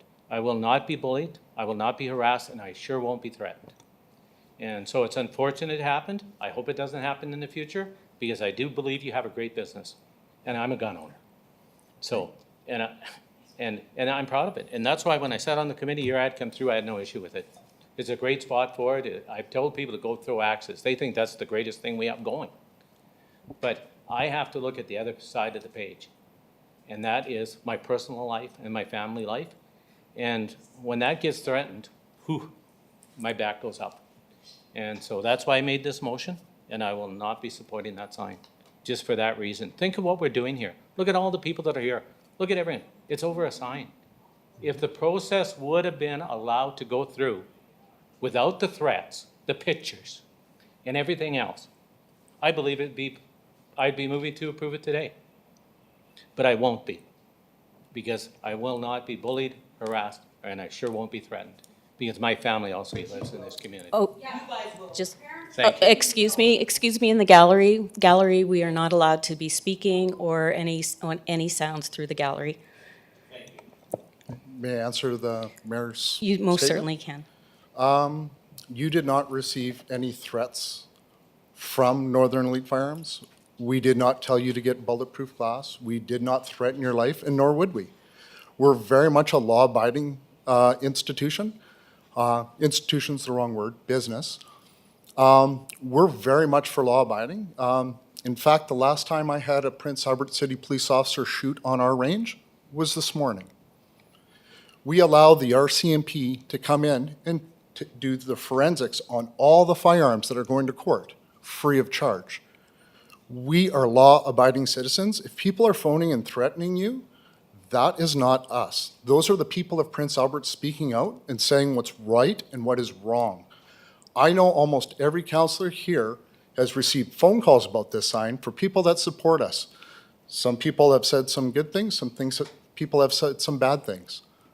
But we're here to be a law-abiding business. We are not doing anything illegal. Before, we were very, very proud to have the Baseball Association say, hey, we want you to be part of the community. We have a sign up at the West Hill hockey rink. We have the thing in the tourism. We're doing 750 pounds of dog food for the SPCA. We sponsor people that have PTSD with the company in St. Louis. We're not out to cause problems in this community. We're here to help our law enforcement agencies, give them a place to train. There's counselors in here that support our store and have had their kids' birthday parties in our store. We've had counselors here come in and purchase ammunition. Not once did any of those counselors ever get harassed. Not once. So if somebody phones you and tells you that you're being bullied and threatened, that's on them. That's not us. I would not threaten or bully you. Thank you, Mr. Olmsted. Next person up is Councillor Edwards. Thank you, Deputy Mayor. Thank you for coming out and speaking. And Heath, we did have a conversation and a very respectable conversation. I spoke to you on a Monday. You called me, asked me about why the sign was coming down. Excuse me, Councillor Cody, could you please put your mic on mute? Thank you very much. I'm sorry, Councillor Edwards, go ahead. No problem. And I simply asked for patience. I needed to find out the process. I needed to find out the reasons of why it came down. I found out some information. I told you I would call you back on a Wednesday, which I called you back on a Wednesday and said, listen, the process, it seems like it's got to go to council. Correct? Correct. Yeah. And I asked for more patience because it is a process. And there was a review coming, and I did say that. It needs to be reviewed. And it's, you know, the ball diamond, all of the ball diamonds aren't even officially open. And that was part of our conversation. And everything that you said, Heath, about your business made total sense. Everything. And I'm going to tell you that had the review process been allowed to be done and it came to council for a decision, my hand would have been the first to go up. But that's not what happened. The process wasn't allowed to occur. City council and the mayor, we were just thrown under the bus on all of this. We hadn't made a decision in this chamber on the sign. The sign was removed. I don't know exactly who removed it, but I do know that there was a review that needed to be done because there was some concerns about firearms. But had you come and you said everything you needed to say, but everything you said in our meeting and our conversation made perfect sense. You're all about safety, and I agree. You train police or the police come and into your store and train. Many people do train. This is a hunting community. And personally, I didn't find the sign offensive. I didn't. I don't find the sign offensive. I talked to many people, and I told you I was going to talk to people. I did receive some calls about the sign prior, or after it had been taken down. I did receive some calls, and I had talked to other people just in general conversation. Hey, what do you think about this? Is there controversy? And there were some concerns. Were they concerns that could have been dealt with? Probably. But the review process that needed to be done by community services needed to be done without the toxic social media that occurred following. And all of the media, that it really didn't have to go there. And it's unfortunate that it did. Because I thought I explained it pretty clear that it's going to take time, got to find some rationale. But that was on a Wednesday that I said it's got to go to council, probably going to go to council in July, and here we are. But by the Friday, we received a letter saying that sign's going to be up within 48 hours. But that doesn't let the process happen. That doesn't allow the review to occur because of the concerns that came forward in the community. Over firearms. Now, there's concerns that we get all the time about different things.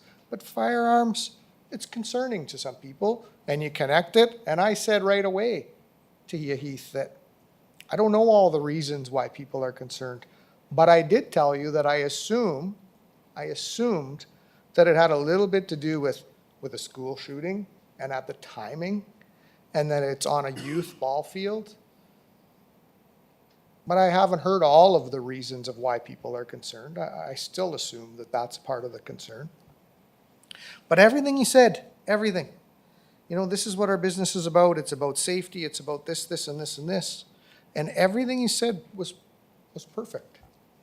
And I do believe if without all of the negativity that's been created over this, and everybody run down through the ground, well, the city got accused of theft. I think your money has been offered to be returned from baseball. Well, I know that because I've talked to baseball. I know the money will be returned should the sign not go through. I think the sign was returned to you. It was returned to the It was returned to tourism Minor center. Ball or the tourism center for pickup, and I know Minor Ball contacted you to pick it up. So the sign hasn't been stolen. It was taken down. And the city and the city staff got accused of theft. Well, that's not what happened. This isn't about theft. This is about a review period that needed to take place and unfortunately, and we heard it earlier in another debate, that it takes time in these chambers. And council, no city councillor or a mayor voted on this decision. Nobody. Here we are today to vote on it, but all of the toxicity occurred. So how can we allow a business to run all of that toxicity and still support? It's not about the sign anymore. And that's very unfortunate because you know what? The sponsorship, to me, I'm okay with it. And I told you that on that conversation. But I'm not okay with what happened after the conversations that we had. And that's unfortunate that it didn't need to go that way. It didn't. It really didn't. I believe that sign would likely be hanging had that not occurred. And that's, to me, the whole unfortunate part is the toxicity that was created and the accusations of theft. And that wasn't the case. So those are my comments, because you and I both know what we talked about. So I wanted to have that out in the air of what we talked about. Okay, And I don't know whether you want to comment, but you should certainly can. Excuse me, in the gallery, we are not allowed to get up in the gallery. The only people allowed to be up are the speakers at the podium. So please respect that part of the gallery. Thank you very much. I'm sorry, Councillor Edwards. I really don't have a question for you.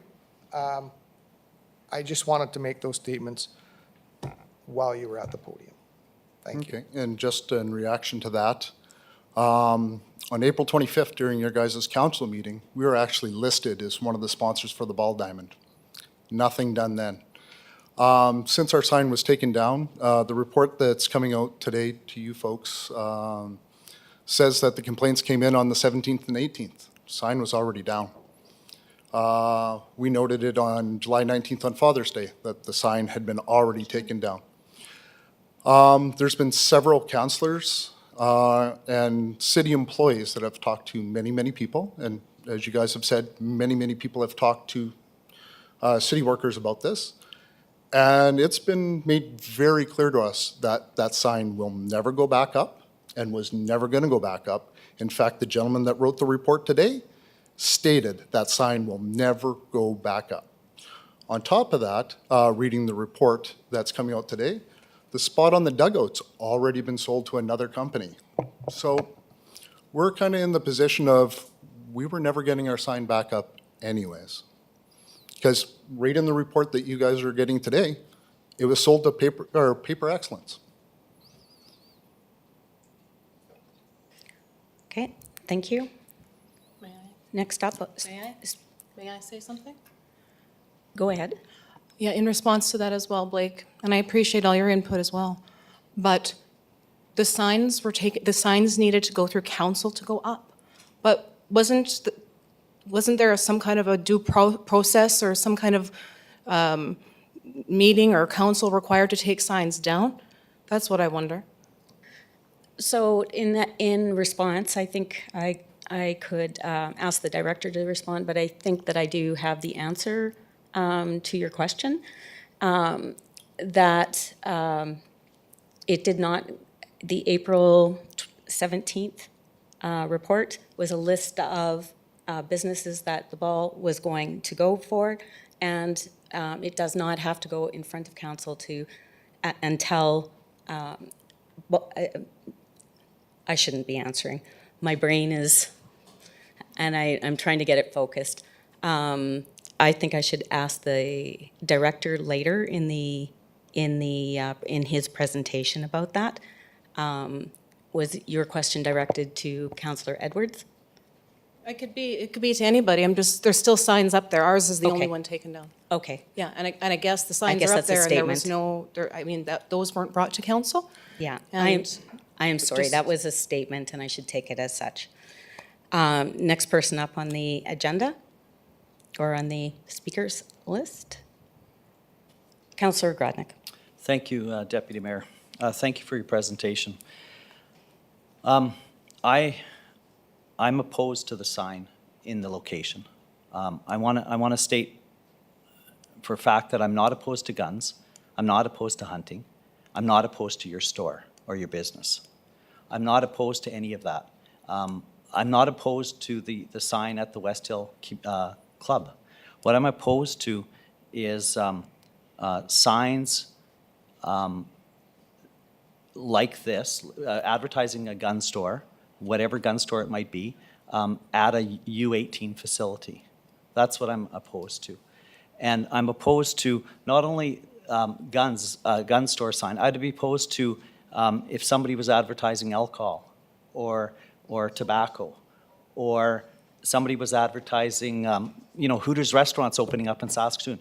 Would it be appropriate to have a Hooters restaurant sign at that facility? I would vote against it. Even if they gave us 10, 20, 30, 40, 50,000, I'd still vote against it because I don't think it's appropriate.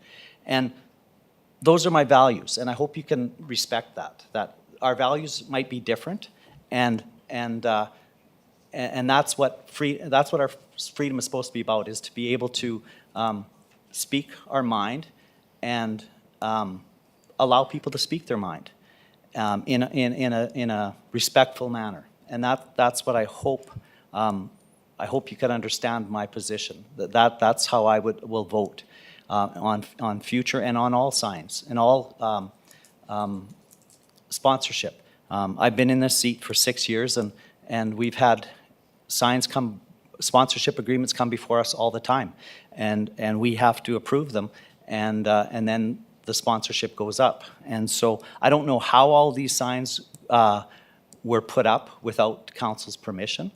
I think that's another issue, that none of the signs should have been put up without council's permission. And so I don't know who put the signs up. Who did the baseball put up the sign, or did you put up the sign? Baseball Association made arrangements with market signs, and every single person that signed a contract with them had market signs put the signs up. So market signs put the signs up, okay. So again, so that's an error there, that it should have, none of the signs should have been put up until it got approved by council. Not a single sign should have happened. And so, and it's because of some of us have different values, maybe not values, maybe opinions, or what we value as being appropriate or inappropriate. I have no problem with children learning how to use guns. I like when you talked about safety and gun safety, et cetera, children should learn that. Should it be mandatory? No. In our curriculum? No. But there is hunter safety programs. In fact, you know, when I taught in rural Saskatchewan, the hunter safety class was in my classroom in the evening. Mrs. Coolidge offered the hunter safety course. I wasn't opposed to that. But I am opposed to this particular sign, as well as the other signs that I indicated, being placed at a facility that is strictly U18. If it was at the Art Hauser, if it was at the golf course, if it was at the softball, I would have had a different opinion. Because those not softball, the slow pitch, you know, out at Lakeland Ford or whatever it's called. I don't have a problem with that, but being at a U18, I do. And so I hope you can respect my opinion on that and my vote. We'll disagree, obviously, and those are my comments. And Thank you. And to answer those comments, your objection is to the name of our business and nothing more. There are several businesses that have signs around the city that sell firearms, especially to under 18. Canadian Tire is one of the biggest sponsors of our city, and kudos on the Malcolm family for giving as much money as they have to this city. In 2020, we were given the Bob Award for the best hunting store. In 2021, Canadian Tire was given the best hunting store. So they are very much known for their firearms and ammunition that they sell and hunting supplies. The Co-op sells ammunition. PV Mart sells ammunition. Both of these places have signage within the city, and the Co-op actually has signage at the Ball Diamonds. Mm-hmm. So saying just because we sell firearms, so do they. Man Motors sells cars. Doesn't mean they cause drunk driving. The school shooting that Blake Edwards referred to happened in another country, not even in Canada. Yeah, I never and mentioned that. Not only did So, it happen in excuse another me. country, Excuse me, yeah, I never it mentioned happened about with that. firearms that we Excuse don't me, sell. excuse me. Yeah, I never mentioned I've about. been remiss, excuse me, Councillor Grodnick. I've been remiss, and I recognize that this is becoming a debate, and that is not the purpose of council.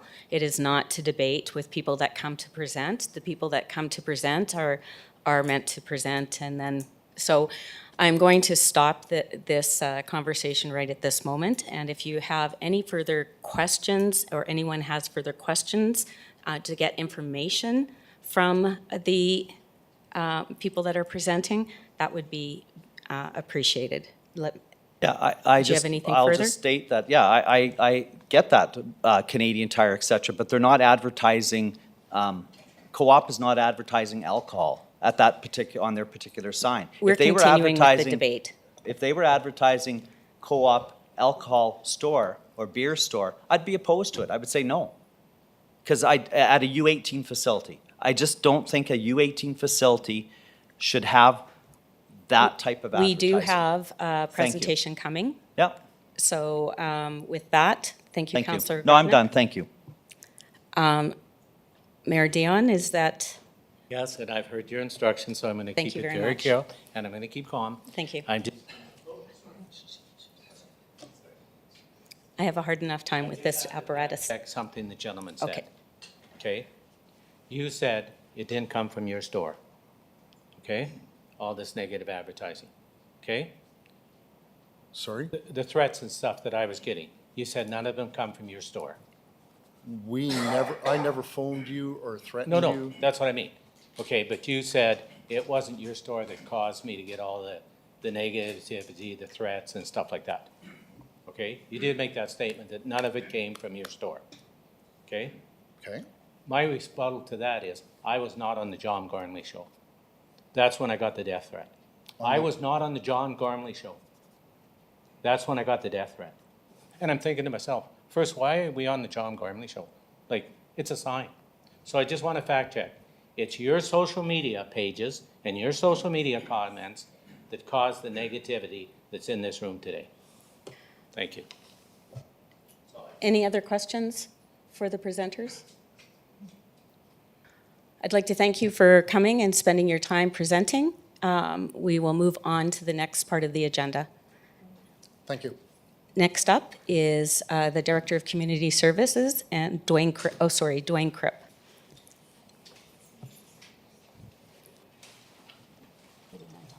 Thank you, Madam Chair and members of council, for the opportunity to present today. So the last update that you had received. Excuse me, I'm sorry. I should have said people could. That's all right. That's all right. Let us just continue. Thank you. Shut the door, please.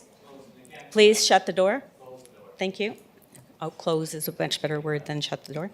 Okay, I am sorry, Director. Go ahead. Thank you, Madam Chair and members of council, for the opportunity to present today. The last update you received regarding the Grand Slam Ballpark rebuild campaign was April 25th at the council meeting. At that meeting, there was multiple sponsorships that were approved specifically with the naming rights of the ballpark to the Kinsman Club, also the field naming rights to Fountain Tire, Econo Lumber, and Michael Lipchuk with Remax Realty. At that meeting, those agreements were authorized directly with the City of Prince Albert, in which also was noted in that report that there were other potential sponsors that the campaign was pursuing. That paragraph is also in the report at the April 25th meeting. What we're here today to do is formalize and authorize minor baseball with your approval to proceed with some sponsorship agreements that are further, that haven't been approved to date under Section 2D of their agreement. So when we enter into a campaign with a minor sports organization as an example, we enter into also an overarching agreement that directs that campaign to meet our protocols as a city. Under that agreement in Section 2D, there's a section there that authorizes the organization to pursue these, but then also to bring them to City Council for approval.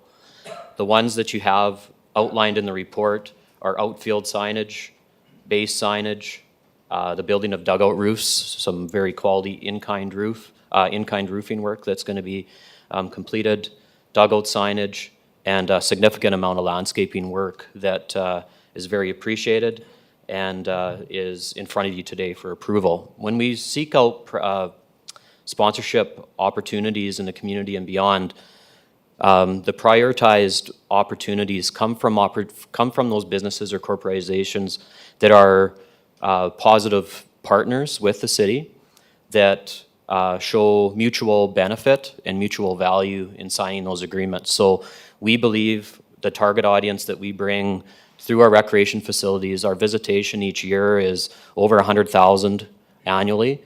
We bring a lot of exposure to these sponsors, so although there's a lot of goodwill in these campaigns, there's also a lot of value to the sponsor to have that exposure.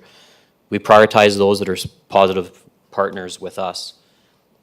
On June 17th and 18th, we did receive, and as was already discussed, multiple concerns from the public, and it's important for the department to be neutral when we receive these concerns. So we receive them. It's important for us to review them, regardless of our own personal opinions. We need to respect everyone's opinion in the public. By doing so and to allow appropriate time, there was a decision at that time to remove the signage on June 18th. When we did so, it was stated that it would be removed at the time in order to conduct the review in accordance with the agreement, in accordance with the naming rights and sponsorship policy. We concluded that review fairly soon after, And we did see benefits in that opportunity with that sponsorship around responsible gun ownership, around an education opportunity to the public to justify why that sponsorship could be at a recreation facility. That was the department's perspective. So we did follow through with the review. We did take the time to do so in a necessary way, in an appropriate way. Unfortunately, for some of the reasons that are noted, and you've already spoke to it, I'm not going to cover it in any further length. The recommendation is in front of you to decline the offer for this current campaign. We have a very motivated local organization that is doing some very positive work to upgrade one of our recreation facilities in Prince Albert Minor Baseball. We have Dwayne Kripp here as the president, who has been a fantastic partner, has been a very understanding partner, and has been great to work with in moving this project forward. We do not want to lose sight that this is a positive campaign in which they are very much on their way to achieving their phase 1 goal. As you recall, this is a multi-phase project. It takes time and also shows the value to the sponsors that we noted. We'll continue to follow the process.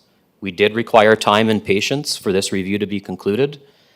We appreciate council's patience in doing so and offer the recommendations today. I'd also like some time for Dwayne to speak to the campaign itself and the success that they're seeing in achieving that phase 1 goal.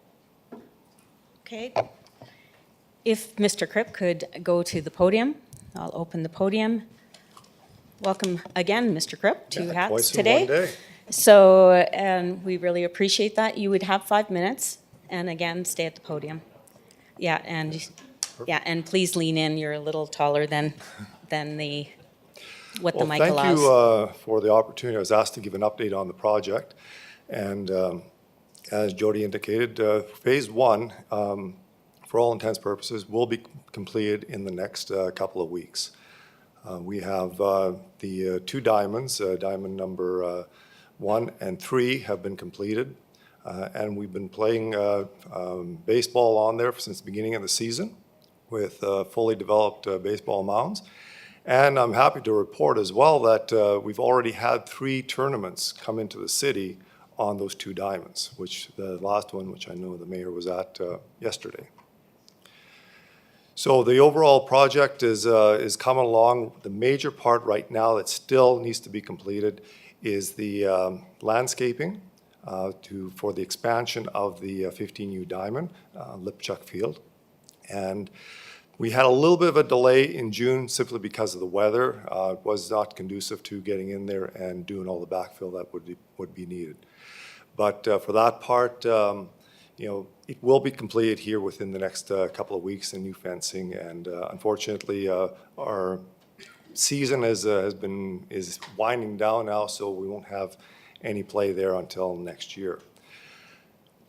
I have to say that the support from the community has been just phenomenal. We have already raised over $220,000 towards the project. So phase 1, the projection of phase 1 was to cost around $169,000. So we're already on our way to getting the money together for the phase 2 of the project. Another, I guess, announcement that I would make, an acknowledgement that I want to make today, is in regards to the in-kind support from TLS, the landscaping specialists. So they're doing over $70,000 worth of work in kind. And how we're going to acknowledge them is, beginning in the spring, all the teams that will be playing at the Kinsman Baseball Complex will be renamed the TLS Royals. So I think it was a fitting acknowledgement for their group of owners to step forward and provide all of that work in kind. Overall, the project is on target, and we're really looking forward to having the 15U diamond completed this summer, and we'll have everything up and ready to go in full by spring for next season. Thank you very much. Is there anything further, Director? Any questions for our presenter? Go ahead, Mayor Dion. Well, first of all, thank you.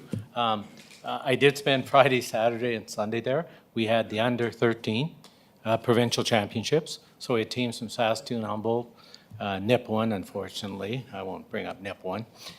They were successful, so I won't bring NIP one up. But just the comments I heard about the upgrades to the fields already from the teams that were there. But not only that is the partnerships that you built. And I'm not just talking about with your sponsors and the signs. They were very well, and they were very, reached their goal. You involved the travel club. The travel club was there serving hamburgers because we don't serve them there, and food. And so it was kind of nice to see the activity. And of course, the place was packed because all the kids were at the splash park, which is just all in view. So to be at the park on the weekend, the activity all over the park was ever. And you could see the work going on in number 2. The fence was down and you can see the dirt. So that was exciting them even more because they felt they'd be back for more tournaments. So I just want to congratulate you and your sponsorship group on a great job you're doing, because that facility will bring economic development to our city. So thank you. Thank you very much. I'll add that all the comments that I've received from teams that come in from out of town to play there think that it's just the most beautiful location, especially this time of year when you have the water, the trees, and the fields, so close to the city. Everyone just says, wow, it's an awesome location to have a baseball complex like this. Thank you. Councillor Edwards. Yeah, thank you, Deputy Mayor, and thanks, Dwayne, for all the hard work you've done. I know you've kind of been caught in between all the crossfires here lately with the other issues, but you've just done a tremendous job on this sponsorship, and I really appreciate all the efforts as a volunteer. You've taken ample calls over all of this, and I really appreciate your efforts. So that's everything. Thank you. Thank you. Councillor Zurikowski. Yeah, if I may as well, Madam Chair. Dwayne, thank you for all your hard work on this. I don't think it's totally all of what you signed up for, and the community certainly benefits from the work that you and your committee has undertaken. This is such a positive, wonderful news story for our community moving forward. A lot of work has been done there in the last couple of years. Unfortunately, tomorrow morning, that's not going to be the headline. The headline will be more toxicity. So I think it's important that the baseball community recognizes you and your volunteers for what you've done, and that's very important. Otherwise, it wouldn't have gotten done. And those diamonds, the kids in our community will benefit for years because of the work you've done. So thank you for that. You're welcome. Are there any other? No other? Thank you very much for your presentation. Thank you. Oh, sorry. I looked over. One more. Councillor Lennox. Thank you. I hesitate. It's not a question for the speaker. It's a question for the director. Director, could you advise into the future, when we do this again someday with sponsorship, what would you suggest are ways that we could prevent the problem with signage from happening? For example, prevent having signs go up that have not yet been approved by council? Go ahead, Director.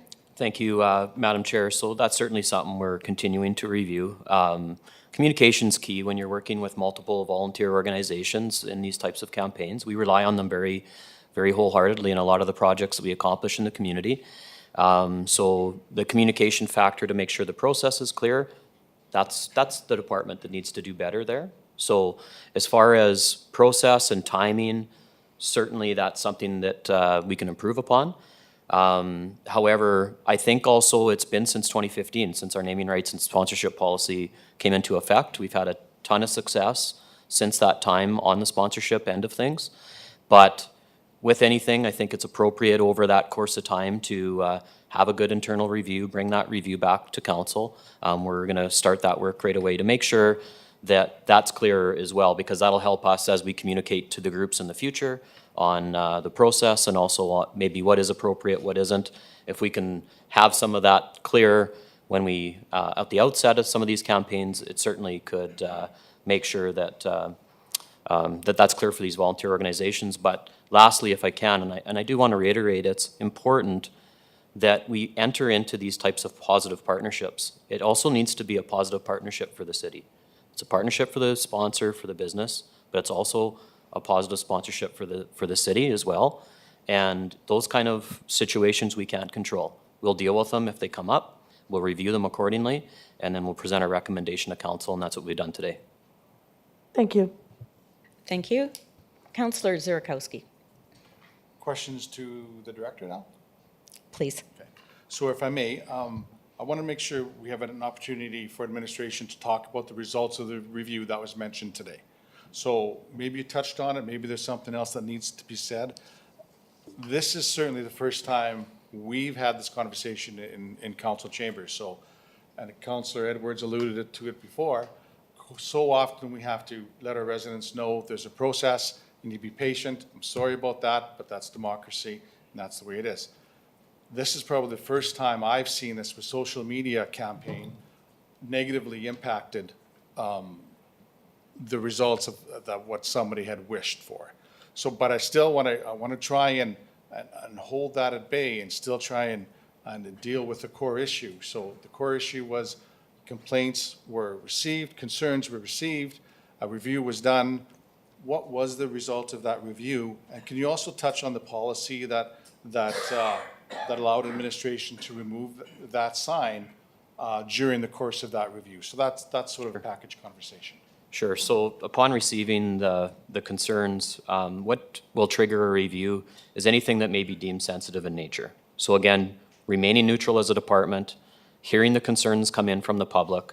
It's not our role to decide whose opinion is right. It's our role to make sure we consider all opinions fairly, take the time to do an appropriate review, and present that information to council. So that's where we started. That was our starting point. We then completed a review of the promotion of firearms at a recreation facility, because that was what we were being challenged on. How come this is, and is it appropriate? So that was our review, is where we started. So upon reviewing that, we have a great network of contacts that we work with. We have colleagues across the province and beyond. Sometimes we'll check in with them as well. We don't always have to do what other communities do, but sometimes it's a good thing to check in on and see kind of what some of the standards are in Saskatchewan and beyond.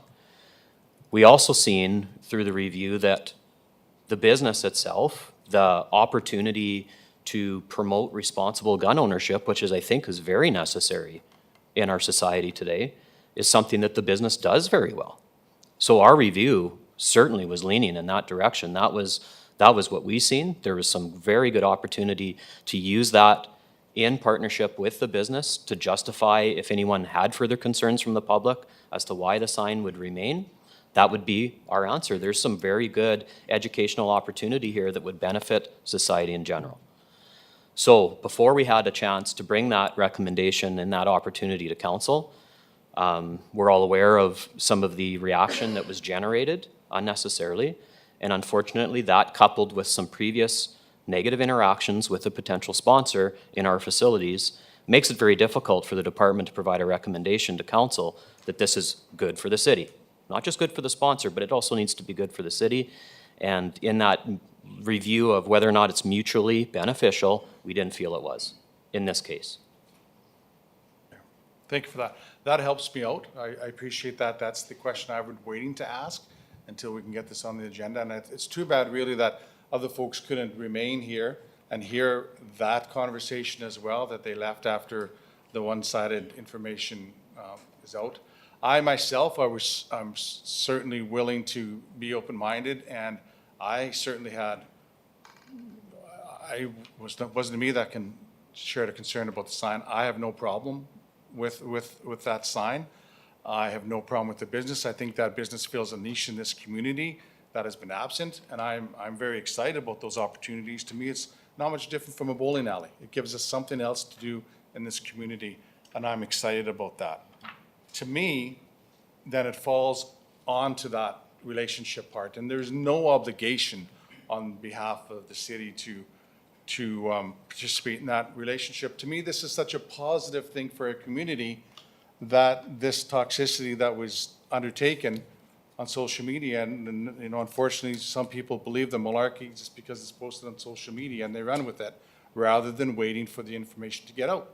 We had questions. I had questions, and we needed to ask those questions here today. So that process of the review helps me out. I think the question my colleagues asked about what to do better next time, I think this is probably the first time we've experienced that as a corporation. Usually these campaigns where the community gets behind fundraisers, supports, and builds structures, ball diamonds. It's a wonderful thing for everybody. And this time, again, it's not going to be the story tonight or tomorrow, which is unfortunate. So to me, it is falling on the relationship part. Why would the city, why would minor baseball participate in a relationship that is not positive, that has a history of police involvement, that has a history of being banned from civic facilities?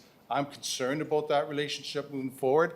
Not that I'm walking away from that relationship. I think if there was another opportunity there to build fences and move forward in a positive way, I'd certainly grab onto that. But from what I've heard today about the process the city took in good faith and some of the issues, other issues that have taken place, it's too bad that folks didn't wait until the results of the review came forward, and that we could have a healthy debate. So I think this is the first time I've seen the social media has negatively impacted an issue that came forward to us by the participants. So thank you for the work the administration has done. I feel bad about the abuse that you folks have taken as well, and your staff that have been dragged into the conversations by name. I don't think that's ever a healthy way to move forward and have healthy debate. So I think it behooves us to ensure that we do whatever we can to ensure a healthy debate takes place, and mentioning people's name in social media, on radio talk shows, I think is never a good way to get things done, and that would have been my advice. If you would like to get something done, this is the advice I'm going to give you, and going on social media and attacking people would not be on that top 3 how-to-do list. Thank you. Are there any other people waiting in line? No? Tony Head. Go ahead, Councillor Head. Thank you, Deputy Mayor. I feel I should weigh in on this topic. There's a lot of debate I heard in this just recently here, and several presentations. I have to say that our minor ball association has done a lot of great work. Hearing that phase 1 is done, it's a great facility for our city, and I'm so proud to hear that. A lot of volunteer work, a lot of people come together to get this done, and including the businesses. I mean, a lot of this couldn't have been done without the help and donations from the business. And looking at the report, there's a lot that has contributed and wants to contribute. So baseball's big in our city, in our community, and definitely support that avenue. I look at the second part of this motion today, denying this business. And it is unfortunate. I didn't get to read all the social media posts. I didn't hear the Gormley show. And I think people are getting harassed and call the police. It's against the law to do that. I'm sorry that this all happened. I didn't get to read all the social media, and it is very concerning and unfortunate. Hearing from some of my colleagues today, saying that they will support it. However, there's been some social media attacks, and again, without knowing that, I do have to say that people are critical over our decision making on social media always, and so which is good. It keeps democracy alive, and that's what it's about. But I do feel that this is a business within our community that has contributed money, and I am and again, a lot of it we heard about safety, about gun safety, and I, as a hunter myself, have and she mentioned today, had shopped there, along with some of my family as well. So I have to say that I do, we all agree that they have a sound business, and for those reasons, I guess I won't be supporting this motion, but I do really like the first part of it, I have to say. So thank you, Deputy Mayor, for the time. Thank you. Councillor Ogrodnik. Thank you, Deputy Mayor. Just one last comment that I have to make too about the last 2 months. I personally have not been threatened by the owners of this business or by the business, but as a result of the social media, I've gone through hell. Just the amount of abuse that is thrown at a person because they have a stand in my opinion, is unacceptable. And I kept on telling people, I support hunting, I support guns, I support people having the right to have a gun. I just don't support the location. That's my objection. But I've had threats, and it's not fun. It's not good. And if this, like, I mean, this makes you just, why do this? And so, anyways, I just needed to say that. And it's because this became such a toxic issue because of misinformation, a lot of misinformation, and a lot of innuendos, a lot of suggestions, and that's what happens as a result. And so it's unfortunate that it had to come to this, but it did, and I just needed to weigh in on it that the two people have never threatened me, or their business have never threatened me at all. But as I said, people reading it and followers, and that's what happens, is people that believe there's been an injustice then go to that next level, and that's what happens to the elected and to city staff. So thank you for letting me speak. Thank you very much. As we move forward to vote, if there is no one else in the queue, I just want to weigh in myself. I do hope that in moving forward, it will take a lot of concerted effort on everyone's part to move to higher ground, to understand. It will take conversation. The business is a very good business in terms of what it does and provides for our community. My husband as well is an avid hunter and has had excellent service there. I am not an avid hunter. That's where Pete and I do not necessarily mesh, but I do understand. So I really hope in moving forward, what happens from today, whatever the vote may be, that we all work on moving to higher ground and that we learn to actually communicate face-to-face with each other and elevate each other. And remember, we're a great city full of great businesses and great people and a good community. So with that, I'm going to open up the vote.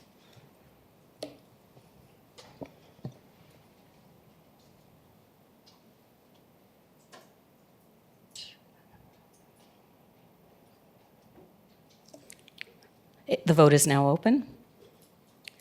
Councillor Head? Thank you, Deputy Mayor. Not in favor. Councillor Cody? Yes, in favor. Thank you very much. The vote is now closed, and the vote carries. Before we move on to the consent agenda, if people would like to leave, If people would like to leave, they are more than welcome to leave the gallery. And then we will move on to the consent agenda.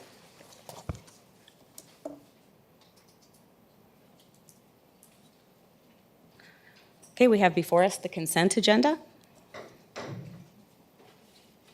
Would anyone like to, thank you, Councillor Lennox-Zepp. 6.1, 6.8, and 6.10, please. Are there any others? I'm hearing 6.5.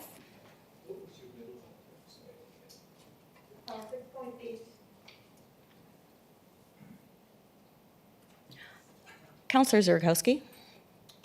6.3, 6.4, and I think I'm going to pull 6.10, but I have to take a look at my notes for. Lennox-Zepp has already pulled 10. Okay. Thank you. Any others? Councillor Edwards. 6.6, please.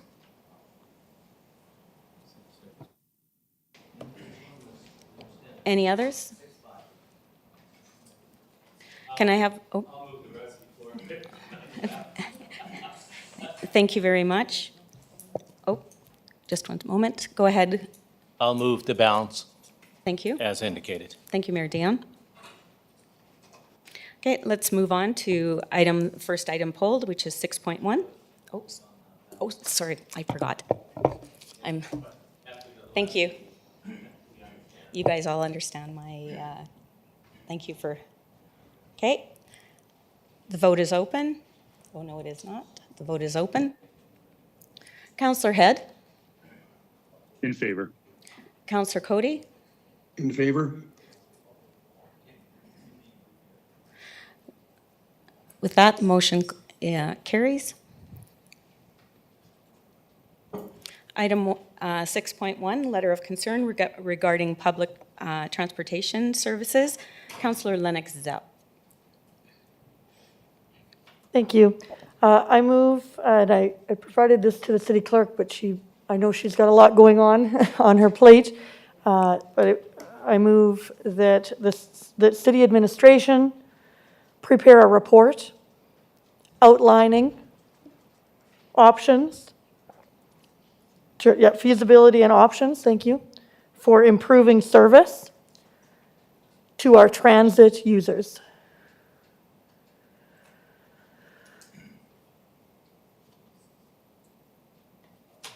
Buses, that's right. Yeah, you could say bus system. Yeah. So Madam Chair, if I may speak on that, I would. Just before we move forward, is that what is the, Yes. what she has typed? Yes. Okay. Go ahead. Thank you. Counselor Lennox. I could, we could change the wording to buses, but I guess I wanted to leave it as options from administration on how to improve service for transit. I think we all know that we right now have a lack of physical buses, but I think it would be good to be able to respond to these citizens who have written from various issues. What are the options for what we can do to improve transit? Is one of the options used buses, purchasing any? Maybe we can get the reasons for and against that. What can we do? I guess I'd like to be able to respond to the citizens that have written this so that we can provide them the answers. And we know that budget time is coming up this fall, and so this may be something we need to get a report back so that we can educate. I'd like to be educated on it. I don't know the options of what the costs may be for having new buses, used buses. Can we even purchase used buses? I'd like to be educated on what the options are so I can respond to citizens appropriately. So I'm hoping that this motion passes, and then once we have that information, that may be something that we end up talking about further at budget. Okay. Any other discussion on this? Counselor Edwards. Thank you, Madam Chair, and I will support the motion. I think the people need to know if there is options, but I also think the people need to know that we were sold faulty buses, and this is what it comes down to. They didn't provide us warranty. They didn't provide buses that could stay on the road safely, and that's what the residents really need to hear clearly. And we lost out on good buses that should have been good buses, and that's affected the ridership. And that's very unfortunate, and the business was not willing to work with us, and that's why we've had to go down the path that we are today, and it's unfortunate. And I just think the residents need to understand the buses were not roadworthy, and they had to be removed because of faulty buses that were unsafe for residents. And to get replacements has been that much more difficult, and that's unfortunate. And it's really, they provided the service to our city. Thank you, Counselor. Counselor Miller. Thank you, Madam Chair. I think it's a really good idea to do this now because in the fall we start up with schools and we're starting to haul high schools as well. So it's really important not only to the schools, however, with our residents who have to go to work every day and have to take a taxi instead. Thank you. Thank you. Counselor Zurkowski. We need to secure buses for our residents. Number one, we need to ensure there's buses for people to get on in the morning, to go to school and to work, and to get home at the end of the day. That's where the focus of administration needs to be. Not creating a report outlining the feasibility and options for improving service. If you want to improve service, we need buses. Number one, number two, and number three, and they've been scouring North America to beg, borrow, and sometimes camp out at night to steal the buses to get them here to Prince Albert. And it's been a Herculean effort, in case anybody doesn't know, for all of administration to find buses to get to the city of Prince Albert, to get those ones fixed, to get them borrowed, to find some for our residents to use. To me, that needs to come first, and that's where the effort needs to happen. So if you want to outline the feasibility and options, sure, but we need buses, and we need to make sure we win the lawsuit against these folks that sent us these faulty buses. Councillor Lennox up. Yes, I couldn't agree more. I was trying to make the wording, something, that's all right. I like,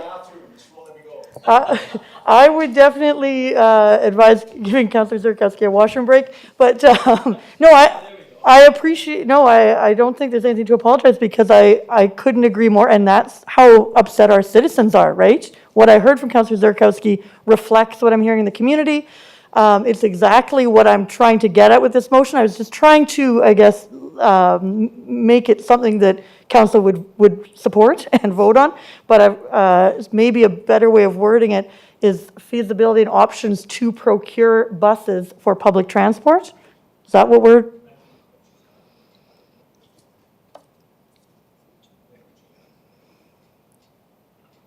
Are you wanting to keep your motion the same? I'm going to change it based on what I heard. Options to procure buses. That is what we're talking about. Procure buses for public transit.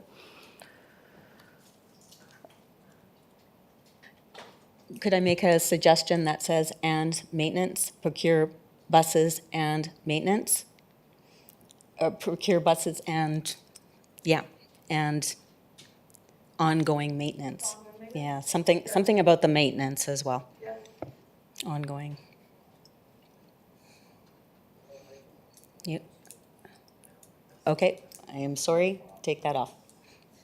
Okay, go ahead, Mayor Dion.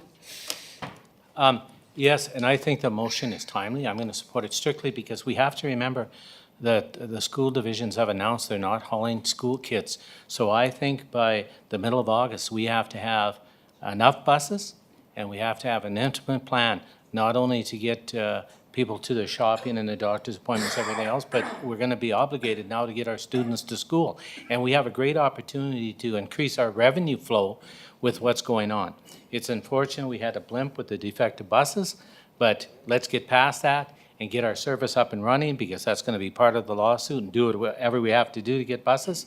I do appreciate, I've heard lots of comments on the 6 that are now on the road. They are unique just because of the style of them. They haven't seen them, but I've heard lots of comments about them. So I think this is sort of just the final piece. We just have to give it the push. So come this fall, we're ready to go. Thank you, Mayor. Councillor Zerkowski. And I appreciate the spirit of the motion, I do. I should have started with that. What I'm hearing is we need to communicate. What this motion says to me, and all I see here is administration is doing nothing to make it happen. That's what I see in this motion. And so may we, Madam Chair, ask administration what is happening insofar as the procurement and the feasibility for public transit. To me, it's happening already, and we're asking them to pause their work for half a day to create a report, or more than half a day when it's July and then it's August. This doesn't get us, in my opinion, any closer to where we need to be. It takes them away from the work that needs to get done now and get us ready for September. They're already working on it. Are you asking a question of the director? I'd like to ask the director then. So is the department working on procuring buses for public transit?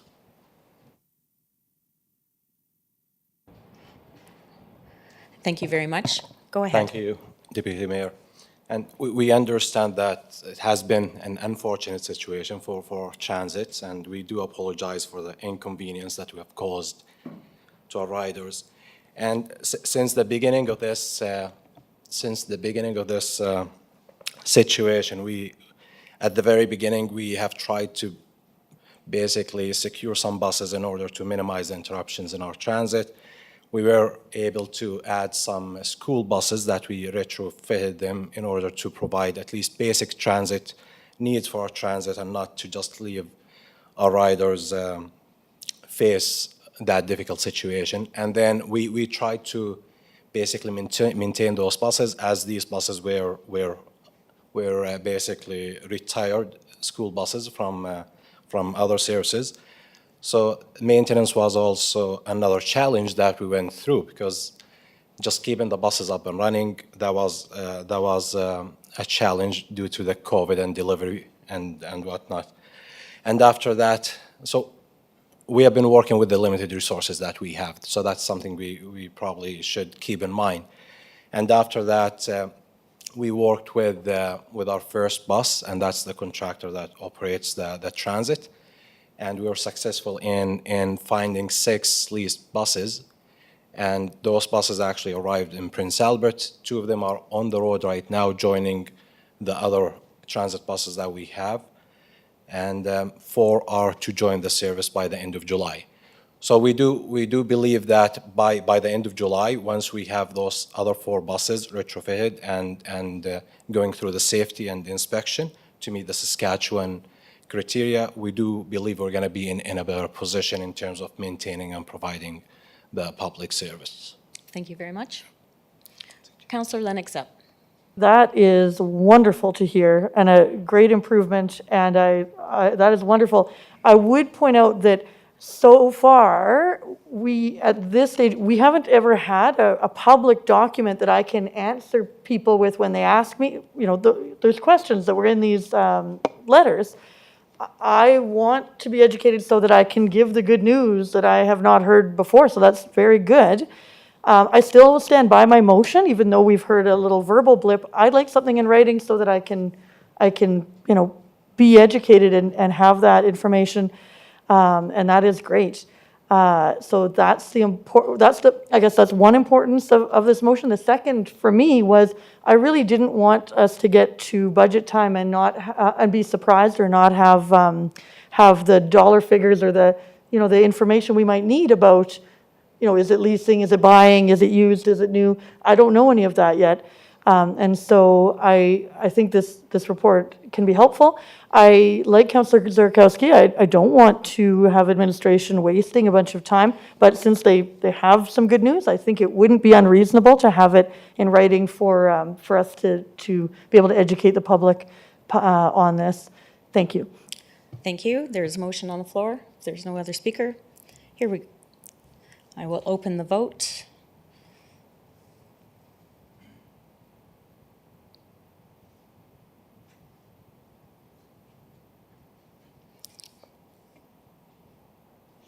The vote is now open. Councillor Head? Thank you, Deputy Mayor. In favor. Councillor Cody? In favor.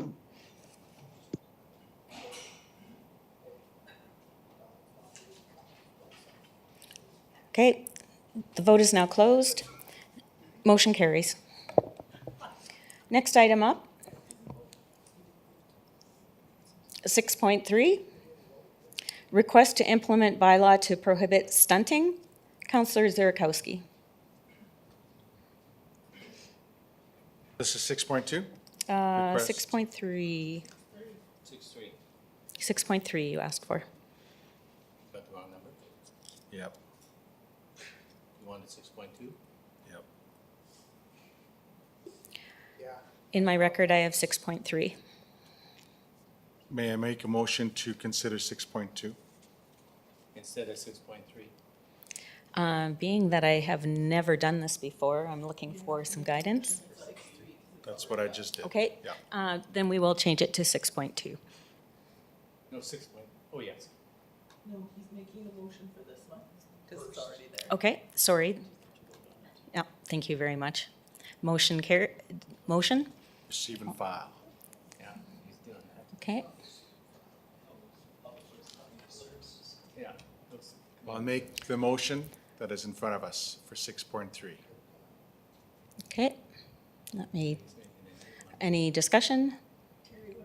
Seeing none? 6.3, the bylaw to the prohibit.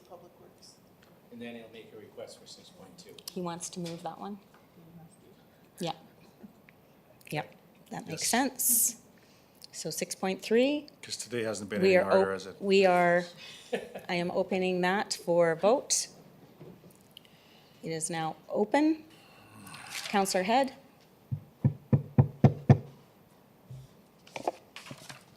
So I see, thank you, Deputy Mayor. I see in front of me, we're received and referred to the Public Works and Community Service Departments. Is that Correct. the motion? Correct. Okay, yes, then in favor of this one, yes. Counselor Cody? In favor? Thank you. Motion carries. Madam Chair, may I make a motion to Go ahead, discuss Counselor item Zurkowski. 6.2? Okay. So you want, you're moving it that we discuss 6.2? Yes. To put it back on the table. I Okay. think that's the right process, yeah. Thank you very much. We will. Do we have to make a motion to talk about it again? Can the chair just not put it back on? Or did we?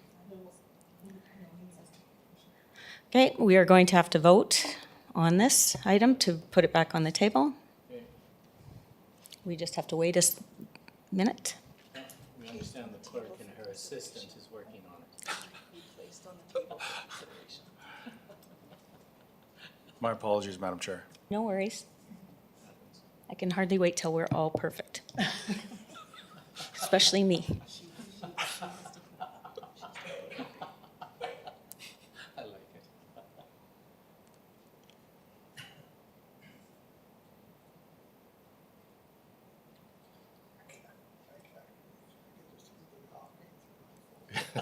Don? He's on to you. Thank you. Okay, it is now up and it is open. Counselor Head? The motion is to put 6.2 back on the table for consideration. Yes. Go ahead. In favor. Thank you. Counselor Cody? Yes. Okay. It is carried. With that, 6.2 is on the table. Request to implement downtown municipal business tax incentives. Counselor Zurkowski. Thank you. I know, I'm not sure if Councillor Cody has a lot to say on this, so I'll jump in first if I may. I don't want to take up a lot of time, so I think I'll just restrict my comments by asking a question. The purpose to receive and file refer to planning and development services. I'm wondering what the intent here is. What will happen to this now? Because I like a lot of the ideas that are in front of us in this document, and I would like to see the department review this document and come back to executive committee with some initiatives. That's what I would like to see.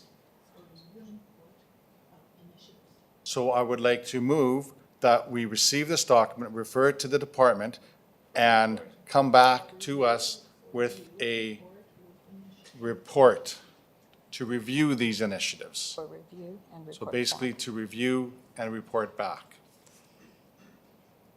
these initiatives in front of us. His input. You know that. And then I'll just hold off on I don't need to ask any questions. I think that's the process. Thank you. Okay, any other discussion? Counselor Edwards? Thank you, Madam Chair. I agree that we should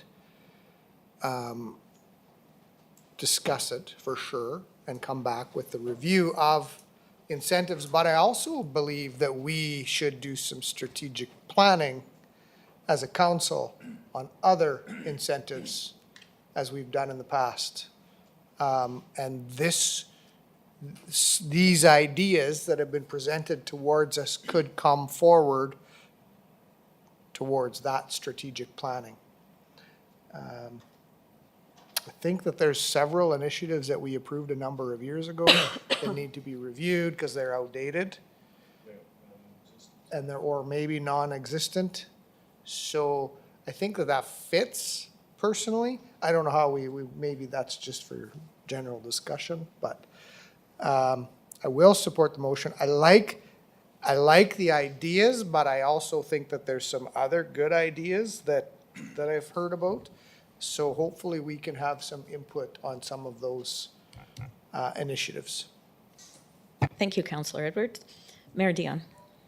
And I just want to pass the department, we also need to make sure that you have a financial review of these incentives, because one of them, 5 years free, is going to have a big is going to be a big cost to the city. And of course, when we give up taxes, we got to collect them from somewhere else. So maybe the bid will come up with an idea on some of their members paying for some of their other members that can't afford it. But we'll leave that up to them. But I just want to make sure that we have the financial implications to some of these requests as well. Thank you. There was no question for anyone? Councillor Cody, sorry. Yes. Councillor Sorry Cody, there. go ahead. Yes, Madam Chair, you know, I certainly agree with the motion and I agree with the report. And, you know, let me just say that, you know, if we don't have some incentives of any kind, you simply will never get the taxes either. All they're asking for here, or what is proposed, is that you have a taxation regime on new investment. And new investment, you won't get it unless you get the incentives. So really, we don't lose anything. It doesn't cost us anything to do these things. What it does, it gives us the opportunity to say to a business person, look, we will give you an incentive if you spend up to $50,000, $60,000, $70,000 in new assessment. Well, then we get the taxes. True, we won't get taxes for 5 years, but we're not going to get them now either. So I think it's a good idea for us to at least explore this, because there's people out there that need just a little bump. They give them a little bump, and I think they'll be out there to do things. And certainly the downtown is an area that needs that little bump to do it. I like the secondary suite thing. I like all of those things. They're good. Some of them might be a little costly, but at the same time, I think we should explore it. Thank you, Councillor Cody. Any other questions or concerns? Okay, with that, the item is ready for vote.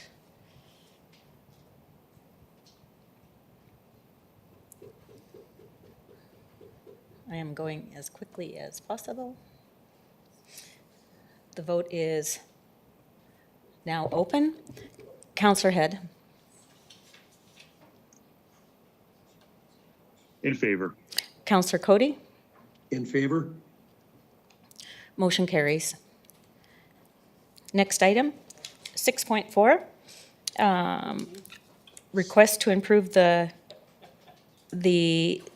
request to restrict speed limits within school zones. It is Councillor Zurikowski that had it pulled. Oh, sorry. Go ahead. So this request came from the police commission, is that correct? Correct. Okay. So my motion will be to receive and refer to Public Works for a R&R. How's that? Review and report. Review and report. Yeah, for review and report. I think at that point, I'll ask my questions then. Yes, that's what I'll do. Thank you. Okay, thank you. Any others? Okay, with that, are we ready to vote? Oh, sorry, I need a mover.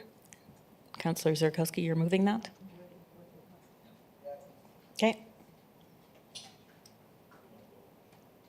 Is it ready? Okay. Okay, it's open to vote.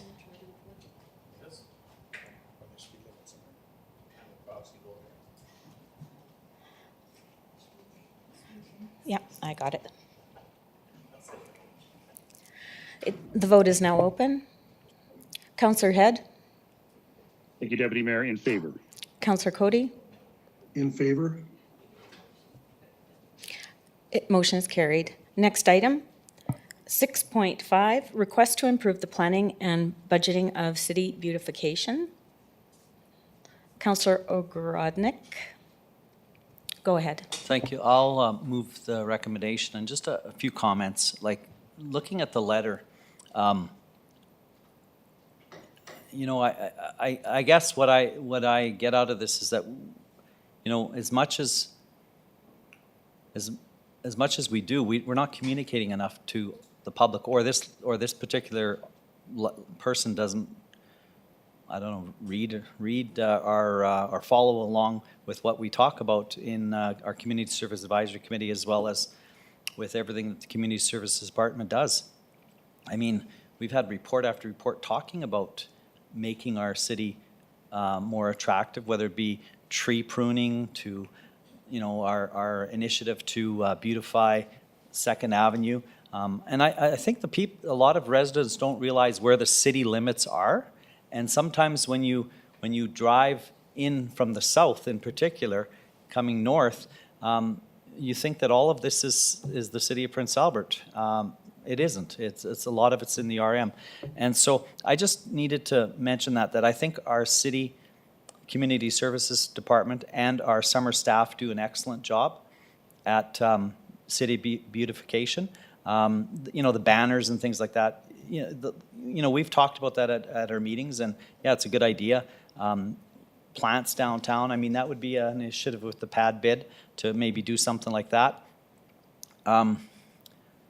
You know, comparing our city to a small town, well, when you have one street to look after, to beautify, that's pretty easy. I could do that in a morning. If, you know, when I did live in a small town, and I was on the tourism committee there, and that's what we did. One morning, we got Main Street beautified. You know, and so anyways, I think it's a little bit critical and a little bit unfair, and I just needed to comment on that. So I'll move the recommendation. Enough said. I talked enough. Thank you very much.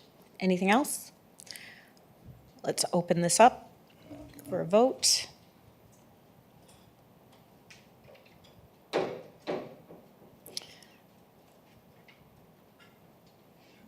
It is now open. Councillor Head, Thank you, Deputy Mayor. In favor. Councillor Cody, In favor? motion is carried. Next item that was pulled is Councillor Edwards' concern regarding poplar tree seeds on Woodman Crescent.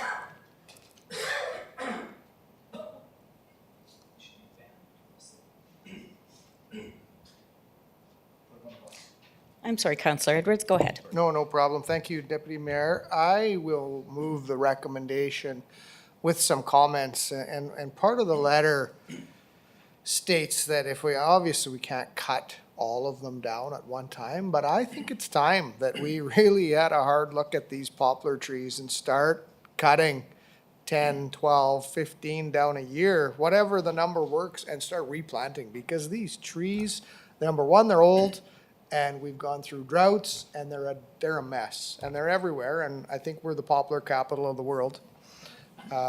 Very popular. We're popular with lots of poplars. So I would like to see a lot of these gone. I know they're big trees and they're good for the environment, but new trees are too. And these things are clogging air conditioners and barbecues, and nothing beats biting into your hamburger with pollen inside it, and that's a fact of happening. And Woodman's bad. It's got so many poplars on it. So I really like some of the ideas of start removing some and planting and replanting better trees. Thank you. Thank you. There's no other comment. I just have a little comment that I have learned about tree. Oh, sorry. How does a guy get onto this thing here? I've had my hand up and I don't know how you do it. Sorry, This is a Counselor. complicated You just operation. need to interrupt with your voice. Go ahead, Counselor Cody. Okay. Yeah, I agree with Councillor Edwards that these damnable cotton picking things. Man, oh man, you know, when you lose a putt on the golf course because of those things, it gets pretty serious. And that's what happens. That they're all over the course. You can hardly breathe. That's how bad they are. And I know that they're bad along the river here, and we really don't need that fuzz all over the place. So I very much agree. Let's start working a way to get rid of some of this nuisance. Thank you, Councillor Cody. Just a further point that I have learned in the last week, that at some point our city, and I do not know the year, accepted 5,000 seedlings and then actually for free, and we planted them all, is what I have heard. So yes, so it was, I'm not sure when it was, but I am just letting the public know that we did plant them all. I'm sorry, how many years?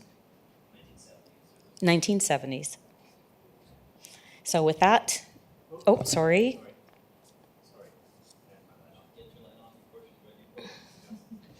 Go ahead. If I could just, yeah. Okay.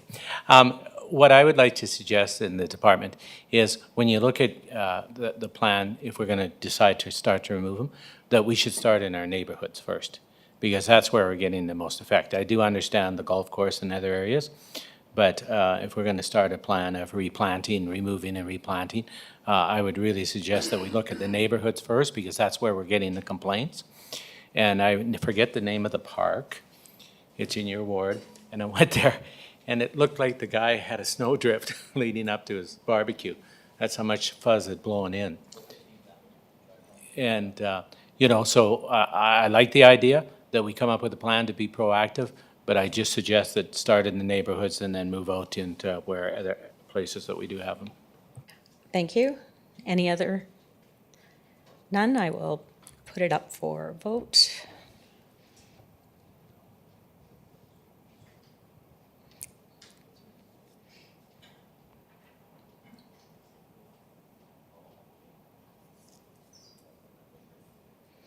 It is now open. Councillor Head?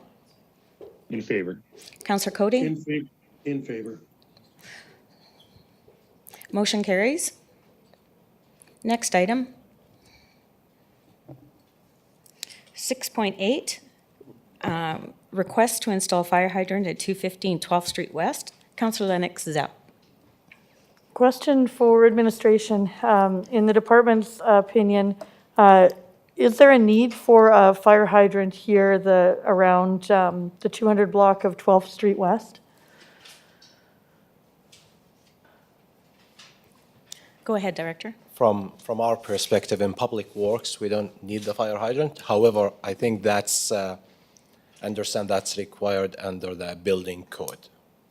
So I would refer that to planning. Okay. Thank Director you of Planning. Thank you for the, thank you, Chair, and thank you for the question, Councillor Lennox. So essentially, a daycare center has the highest, one of the highest possible requirements when it comes to building, and a sprinkler system is part of that. In order to have a sufficient sprinkler system, you have to be within a certain distance of the fire hydrant. So to our Director of Public Works, citywide, agreed, it's not required, but for this specific development, unfortunately, they are not within that required distance, so they do need a fire hydrant. So that's why that cost identified in the letter would be borne by them. Okay. And maybe just back to Public Works, just to clarify with Public Works, Public Works is not seeing a need within, that area for, there must be other businesses or other, reasons that we put fire hydrants in certain areas. For any other reasons, Public Works is there a need for a fire hydrant in that area? No, there's no need for a fire hydrant from Public Works. Okay. I just wanted to understand this a little bit further.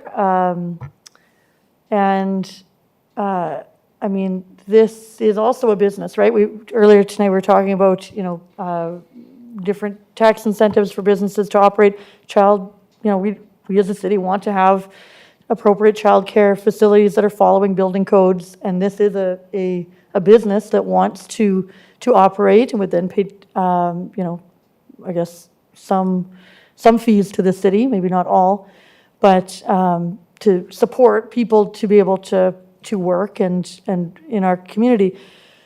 So I wanted to make that comment. I am willing to make the motion that is on the board here.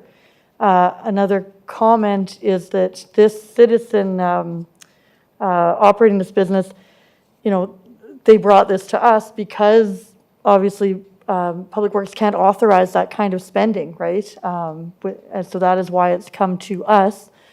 And that if we don't move to spend these funds, then this potential business is left without being able to operate, it sounds like. So I'm not sure if there are any other solutions, but I'd like to hear from other people. And maybe there's an amendment that someone will suggest to this motion, I don't know. Councillor Zurkowski. Well, I am not in favor of the motion in front of us. What I would like to see happen is that we ask Public Works to proceed with the fire hydrant and work out a repayment plan with the individual, with the business.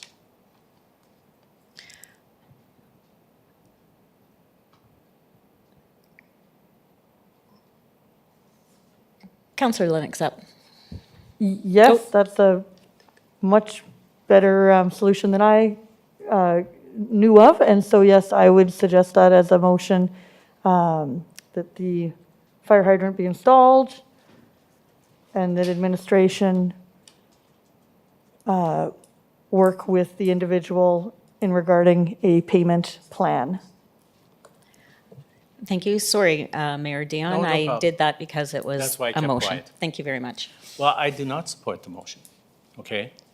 Strictly because if there is a fire on that street, he's going to hook up to that fire hydrant. So to me, that's a benefit to that whole area, that whole community. When I fill in my insurance, they ask me, where's my closest fire hydrant? And so when you talk about fire hydrants, and I've had this debate before, a fire hydrant is not the responsibility, I think, of one person. If it's on private property and that is the only person that's going to use that fire hydrant, then pay for it. But that's not the case here. And can I just ask, so I don't support it, I believe that we should bite the bullet and put the fire hydrant in. We just talked about incentives. She could have asked for 5 years free taxes to open a new business, but she didn't ask for that. She just asked for some help on, again, can the department tell me when the code changed and why? I understand sprinklers, but then I don't understand why you need a fire hydrant in front of your house, because the sprinklers should extinguish the fire. And it also helps, if it's not a hydrant there, it also helps the chief justify buying $1 million truck that can carry 3,000 gallons of water to that house. So to me, fire protection is accessible to everybody. And I believe that we should bite the bullet and pay it. That's an incentive. And bite the bullet strictly because that makes everyone in that neighborhood safer, just not that one house. So that's my stand, so I won't be supporting the motion. And I just want to ask the director, when did these changes come in? And, because it just doesn't make sense to me. I understand the sprinkling, I agree with that 100%, but I don't understand why you have to have a hydrant. Director of Planning? Yeah, thank you, Chair, and thank you, Mayor Dion, for the question. I'll be giving a very short-winded answer to you because our chief building official is certainly the best one to answer that question. What I will say, though, is I know in commercial areas versus residential areas, the hydrant is different, the different types of uses. Keep in mind, this development permit was approved a month or two ago, and it is in the residential district, which may differ from the heart of a commercial area. But I can certainly follow up with some more information, even just through email, to clarify that for you in the coming days. Hey, Councillor Edwards. And then Councillor Edwards and then Councillor Cody. Thank you. I have a comment as well. Okay. Will this childcare center pay property taxes? Who are you directing that question to? Whoever wants to answer it. Because I think that there's some that don't. Okay, to the Director of Financial Services? Go ahead, Director. Thank you for the question. I would need to look up the specific property. Likely they do, unless there's an exemption agreement that they would have entered into, but I can look them up in the next couple of minutes if you'd like. Yeah, and that's kind of my concern is if they go into an agreement and we've got the cost into this, I don't think it's the right choice, personally, in my opinion. So that's my concern overall. Thank you. Councillor Cody? Yes, I think we've actually set a precedent on this once before. I think we put in a fire hydrant at the PAN when there was going to be a service station built, and I don't think they paid a dime. So, true, it's a different commercial business than this one, but they're big, this is small. Maybe we should help the smaller one as well. Thank you, Councillor Cody. Councillor Lennox up. Yeah, Excuse me? I'm wanting to change the motion as per the mayor, and I think finance will give a better answer than I can, but my memory is that all childcare facilities we have exempt from property tax. Maybe I'll be wrong. And my other understanding that we've never talked about here before is that under provincial legislation, my understanding is that provincial legislation in Saskatchewan is a little different than some other provinces in that all childcare facilities in Saskatchewan are prohibited from being for-profit enterprises. You can pay your director, right? You can make money as a director, you can pay your staff, but they are all nonprofit in Saskatchewan. So it's a little different, right, than when you're talking about property tax to a nonprofit. So I am going to ask to change my motion just to remove, proceed with the installation of a fire hydrant, period. And I think that is self-explanatory there for the reasons that the mayor provided, but I'm happy to hear from other members of council. Thank you. Councillor Head. Thank you, Deputy Mayor. And thank you, Councillor Lennox Zepp, for making that change. I too agree with the mayor on this front. It was an asset that we did decide on a month ago. It is unfortunate that this didn't come forward at that time to highlight that there was a cost. Potentially, we would have been looking at different properties. However, we did agree to that location, and this comes with that, I guess, that decision. You're right, it is a daycare, and it is needed in our community. So I will be supporting the motion as written. Thank you. Mayor Dion. Okay, I see she's ready. So I'm just going to comment to see if I'm close. No, we didn't exempt them from taxes. What we did is, and we just did it at the last meeting, we got them out of the commercial. They were a commercial, we brought them down, but we'll get her to answer that. Oh yeah, this is a daycare. Thank you. Are you finished? Yep. Thank you very much. Go ahead, Director. So yes, this property does pay property taxes. They are not exempt, and daycares are not exempt properties either. They're taxed as fully taxable unless they enter into an agreement. Thank you very much. Councillor Edwards. Thank you. Okay. Councillor Cody. No, I'm done. Okay, thank you very much. Okay, pull the question up. Everyone has an understanding that this does have to go to council? Yes. Okay, thank you. It just came to me. Where is it?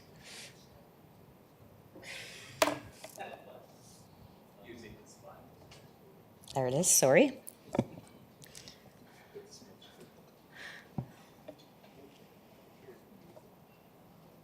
The vote is now open. Councillor Head.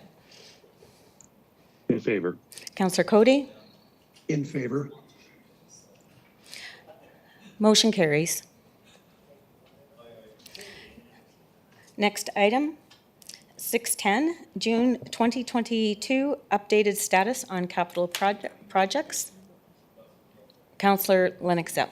Thank you. I'm going to start with a question for the city clerk. It's a question on process on this item. I have been sent an email from a citizen who indicated that they had sent in a letter that they were asking be placed on the agenda and on this particular topic, and we did not hear that letter at approval of the agenda. However, I think the city clerk sent an email to the citizen stating that it would be considered at approval of the agenda. So just question for the city clerk. I don't know what occurred, but process-wise, why that letter is not before us.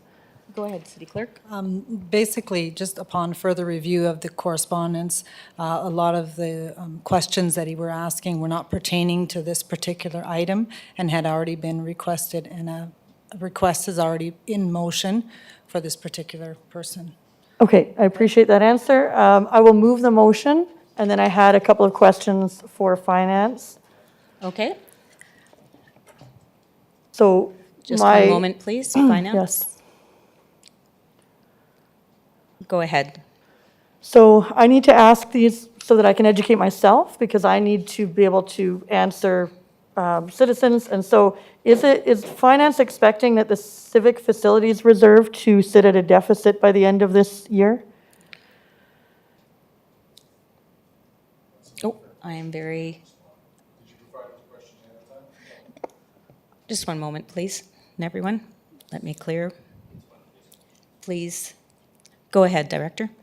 Thank you for the question. No, I do not believe it will be. Thank you. And when will our mid-year financials and second quarter financials, do you know when those are expected to be presented at council?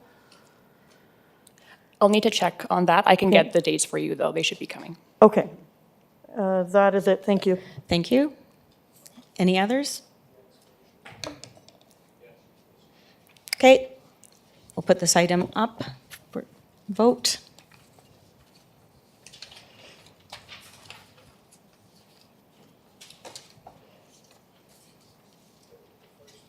It is now open. Councillor Head? In favor. Councillor Cody? In favor? Item carries. Okay, we're moving on to reports of administration. 7.1, crosswalk policy, a PowerPoint from Transportation and Traffic Manager, Evan Hastings.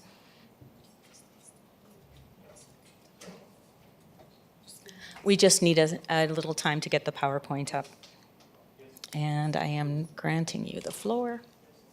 There we go.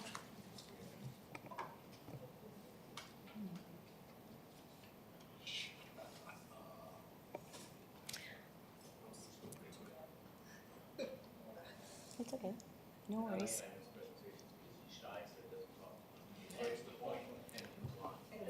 Okay, let's go. Go ahead, Mr. Hastings. Excuse me, we'll let our speaker speak. All right, well, good afternoon, councillors and everyone else here. My report is about the implementation of a new crosswalk policy for the city of Prince Albert.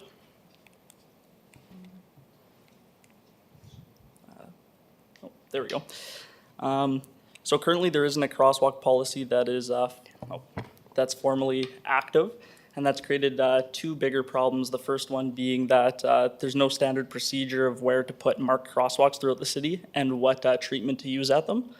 And the second one, a little bit more popular, being the decorative crosswalk policy. And there's no formal application process, who's responsible for what costs, and what we can approve.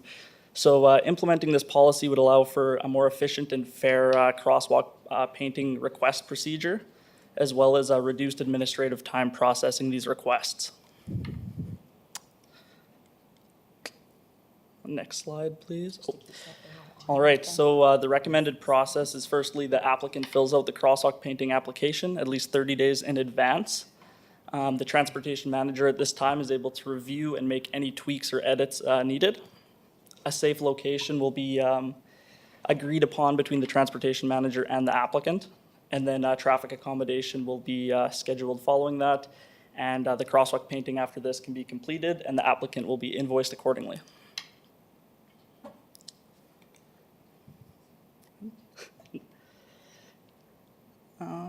Okay, so next are the key rules and constraints that I'd like to bring forward to everybody here. So firstly, the traffic accommodation will be, is recommended to be at a standard reduced rate. The custom painted crosswalks will not be considered over arterial roadways.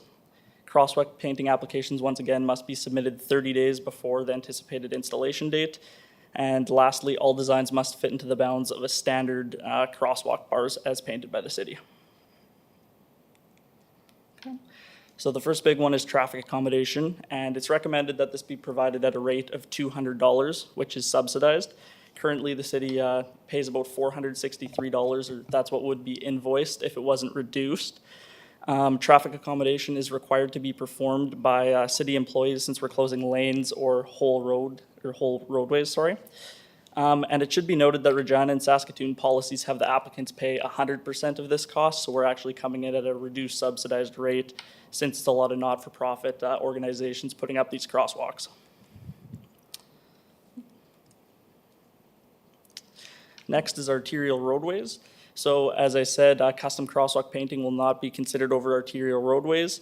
This is consistent with most places in Canada, especially Saskatoon and Regina and Saskatchewan.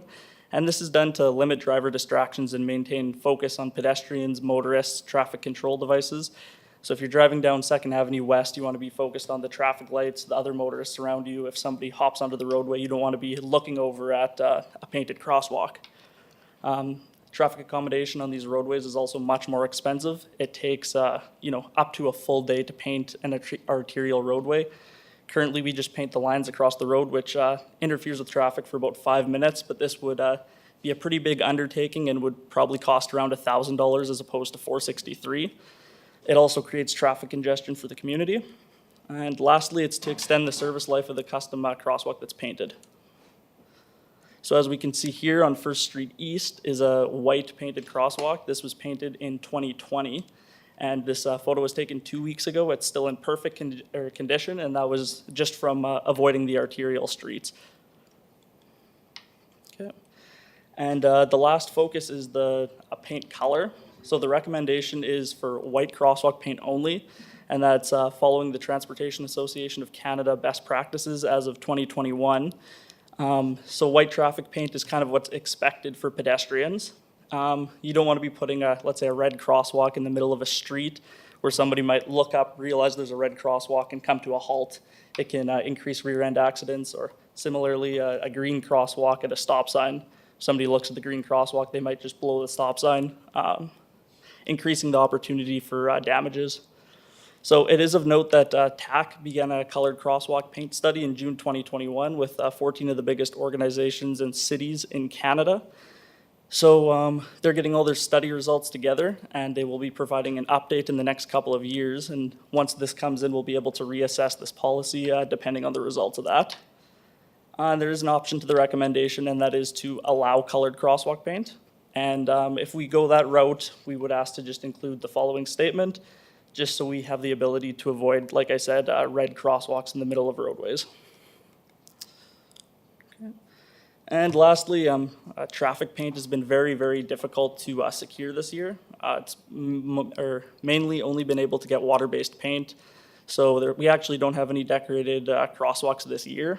So what we can see is schools like JD, Vickers, a couple churches, Sask Penitentiary, who have been able to successfully paint their sidewalks, which is great, great public art experience. So thank you, and at this time I can accept any questions.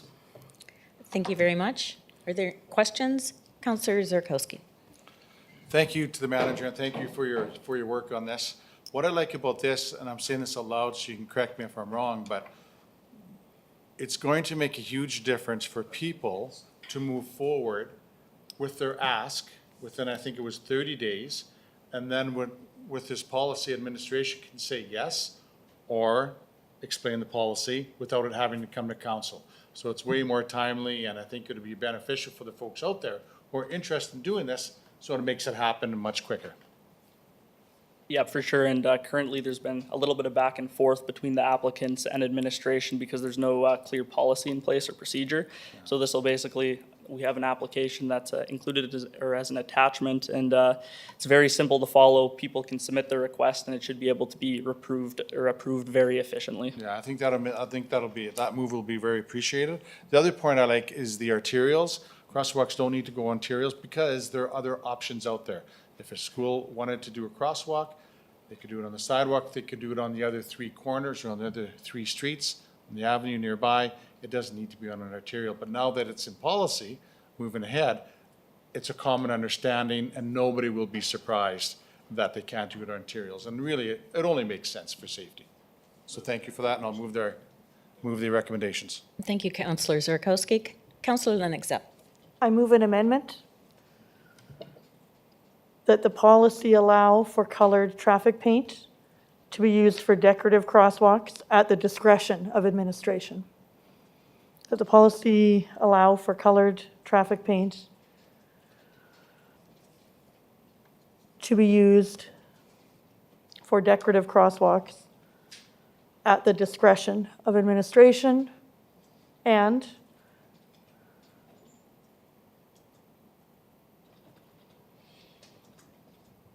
artwork must not contain any shapes, colors,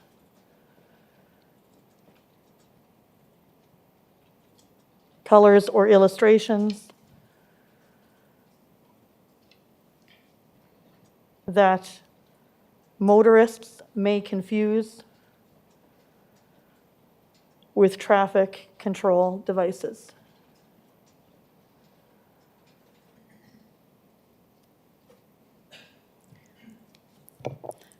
Okay, you're removing that. Is there any discussion on that item? Oh, sorry. Go ahead, Mayor. Look right.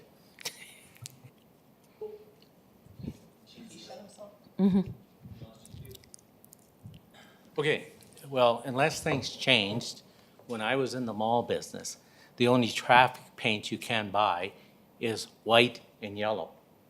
I've never heard of blue being made into traffic or orange or anything else. So, Mr. Hastings, is that still true today, or do they make traffic paint in multiple colors? There's multiple different types of paint that can be used as traffic paint. So whether it's named traffic paint or not, there's exterior paint, and I believe the City of Regina policy has 8 different types of paint that are available in multiple colors. So it's not only traffic paint that we can put on the roadway.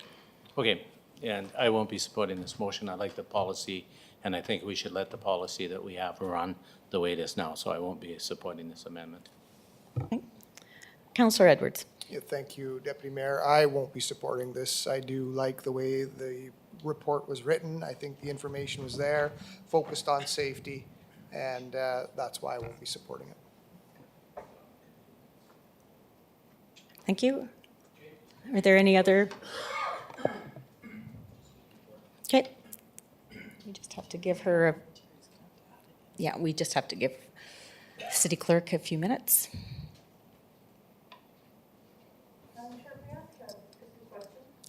Just 1 second. Let me get us back. Go ahead, Councillor. Thank you. Just a question. If this matter, I can't remember if this matter goes to City Council or if it does go up to City Council. I was just curious about process. Even policy matters too. Okay, I don't think it says that, but I just wanted to clarify. Thank you. Okay. It is on the board. So this is the amendment only. Yes.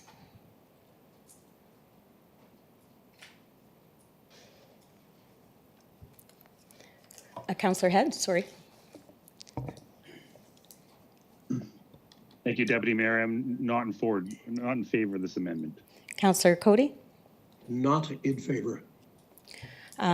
It is not carried. Item back. Sorry.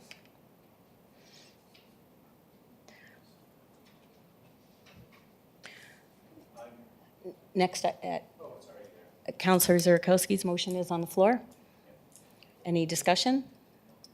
Okay, with that.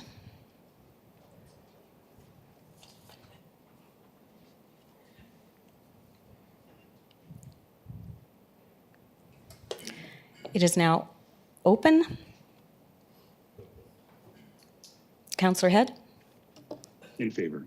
Councillor Cody? In favor. Thank you. Motion is carried. Next item on the agenda, 7.2, 15th Street parking removal. A verbal presentation from our Transportation and Traffic Manager, Evan Hastings. Go ahead. This report is for the recommendation to remove all parking and unloading zones on 15th Street between First Avenue East and First Avenue West. So to give a little bit of background here, in this corridor in 2015, Sears used to be a very popular department store, and the 12 metered parking stalls in this location used to earn $11,300 yearly. In 2017, unfortunately, Sears shut its doors, and in 2022, over the last 18 months, these 12 stalls have earned $58. So now operationally, these parking stalls are no longer justified to maintain, upkeep, to take the money from them. And then in 2021, following the Transportation Master Plan, we widened 15th Street from First Avenue East to 6th Avenue East to 3 lanes in the eastbound and westbound direction. And in 2022, we see more and more people using that third lane and have traffic flow continually improving. And now, unfortunately, at First Avenue East, there's a bottleneck where we have a little bit of unused parking that could be used for a third lane that would allow traffic flow out of the city. Among this corridor, consultations were done with the Prince Albert Fire Department, Prince Albert Police Service, YWCA Our House, and the GEM Denture Clinic. So the GEM Denture Clinic was not in favor of this move. They have 2 metered parking stalls in front of their business that they don't want removed.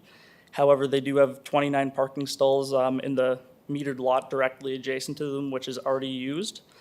YWCA Our House was in support of this move. The Prince Albert Police Service was also in support, as they have a new location on 10th Street. They don't need on-street parking anymore. And the Prince Albert Fire Department believe it may actually reduce emergency service response time by adding this third lane, so they were greatly in favor of it.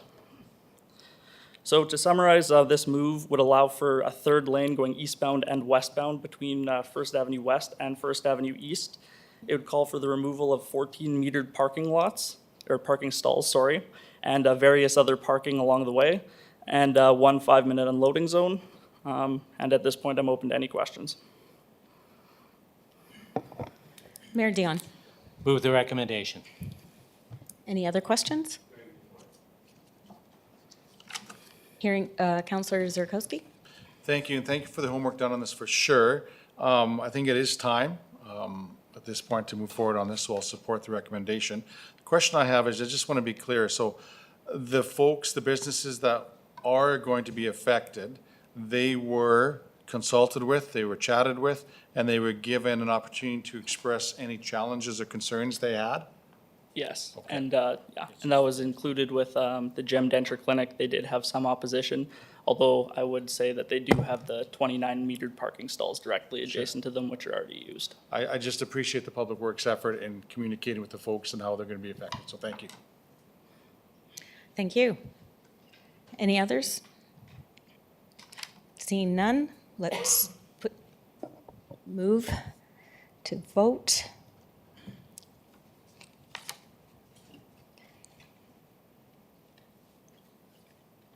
Voting is now open. Councillor Head?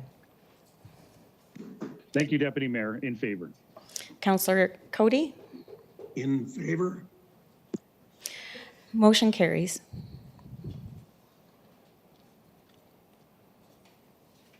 Item next up is 7.3, action items from City Council Executive Committee and Budget Committee.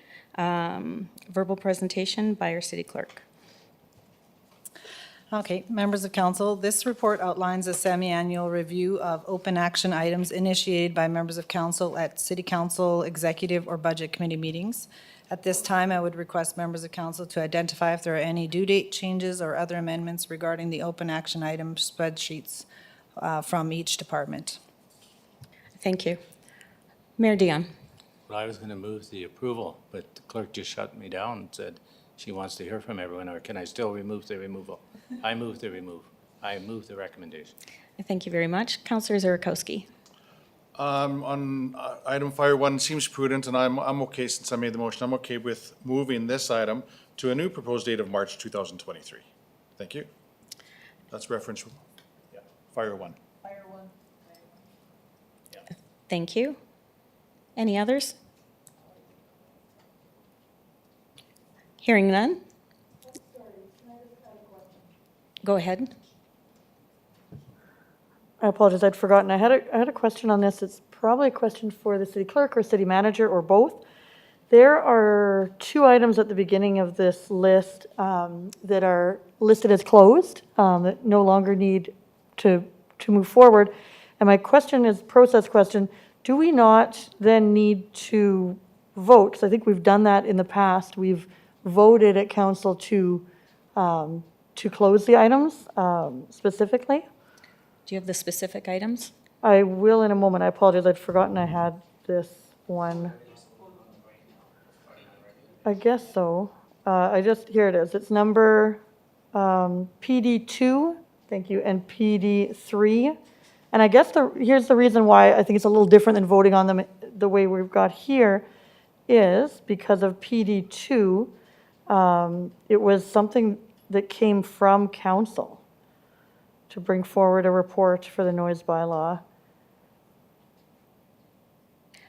So just while you're looking for that, I can comment on this. So basically, we have gone through and just, this is the recommendations from administration. So if you've gone through it and you determine that we shouldn't be closing it and that a due date should be given, this is your opportunity to amend it. Understand this is going on to council now too. So the recommendation is that the following be forwarded to city council for consideration. So council would be considering these. So if you don't like the proposed due dates or that it be closed, then it would be, this is your opportune time to speak up and say that you would want something changed. That makes perfect sense. Thank you. Thank you. Councillor Zerikowski. Yes, dinner time for sure. On PD number 1, the responsible pet ownership bylaw review, I know the department's working very hard to get it finished by that due date. I think that's very important for the residents. However, I know there's a bit of an shortage when it comes to bylaw at this time, so I'll move that new proposed date to the following September 12th. And if it's finished earlier, that's great, but Yeah, with summer. We don't get yeah, let's go ahead and move that to September 12th so that we don't have to deal with it later anyway. Thank you very much. Councillor Grodnick. Thank you, Deputy Mayor. Just the one that I have in here, it's under corporate services, one, the public abuse policy and procedure. Proposed now date is in November 14th, I think. I would like that moved up as well, if possible. I think we need to get that in place sooner than later. A policy that deals with how we're going to deal with repeat offenders towards our staff and towards the elected on abusing them. So Did you have a particular date in mind? maybe September? It could be September 12th? Yeah. Go ahead, City Manager. I guess I hear that you would like it earlier. The situation is that the director is really trying her hardest to do as much consultation and get a good information to provide to each of you and so that you can put together a policy that is good. And I know she was struggling to get some information, so I don't want, you may get a report in September basically telling you that she can't get all the information. Well, that's unfortunate. She is trying to get the information. Yeah, it was, from It was in February, yeah. I mean, and we're going to be a year later, and, to me, So this you is are good with the September 12th? Well, remaining? If we're not going to get the information, then it's pointless to bring it up earlier.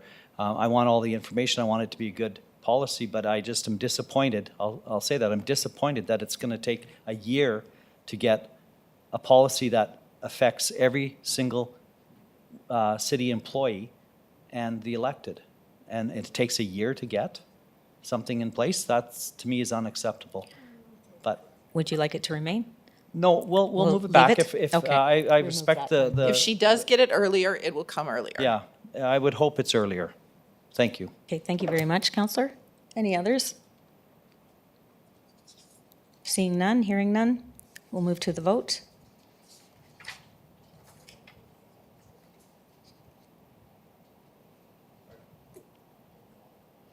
The vote is now open. Counselor Head? In favor. Counselor Cody? In favor? The vote carries. The last item, there's no unfinished business. Is there a motion to adjourn? Counselor Zurakowski, motion to adjourn. All in favor? Thank you. We will return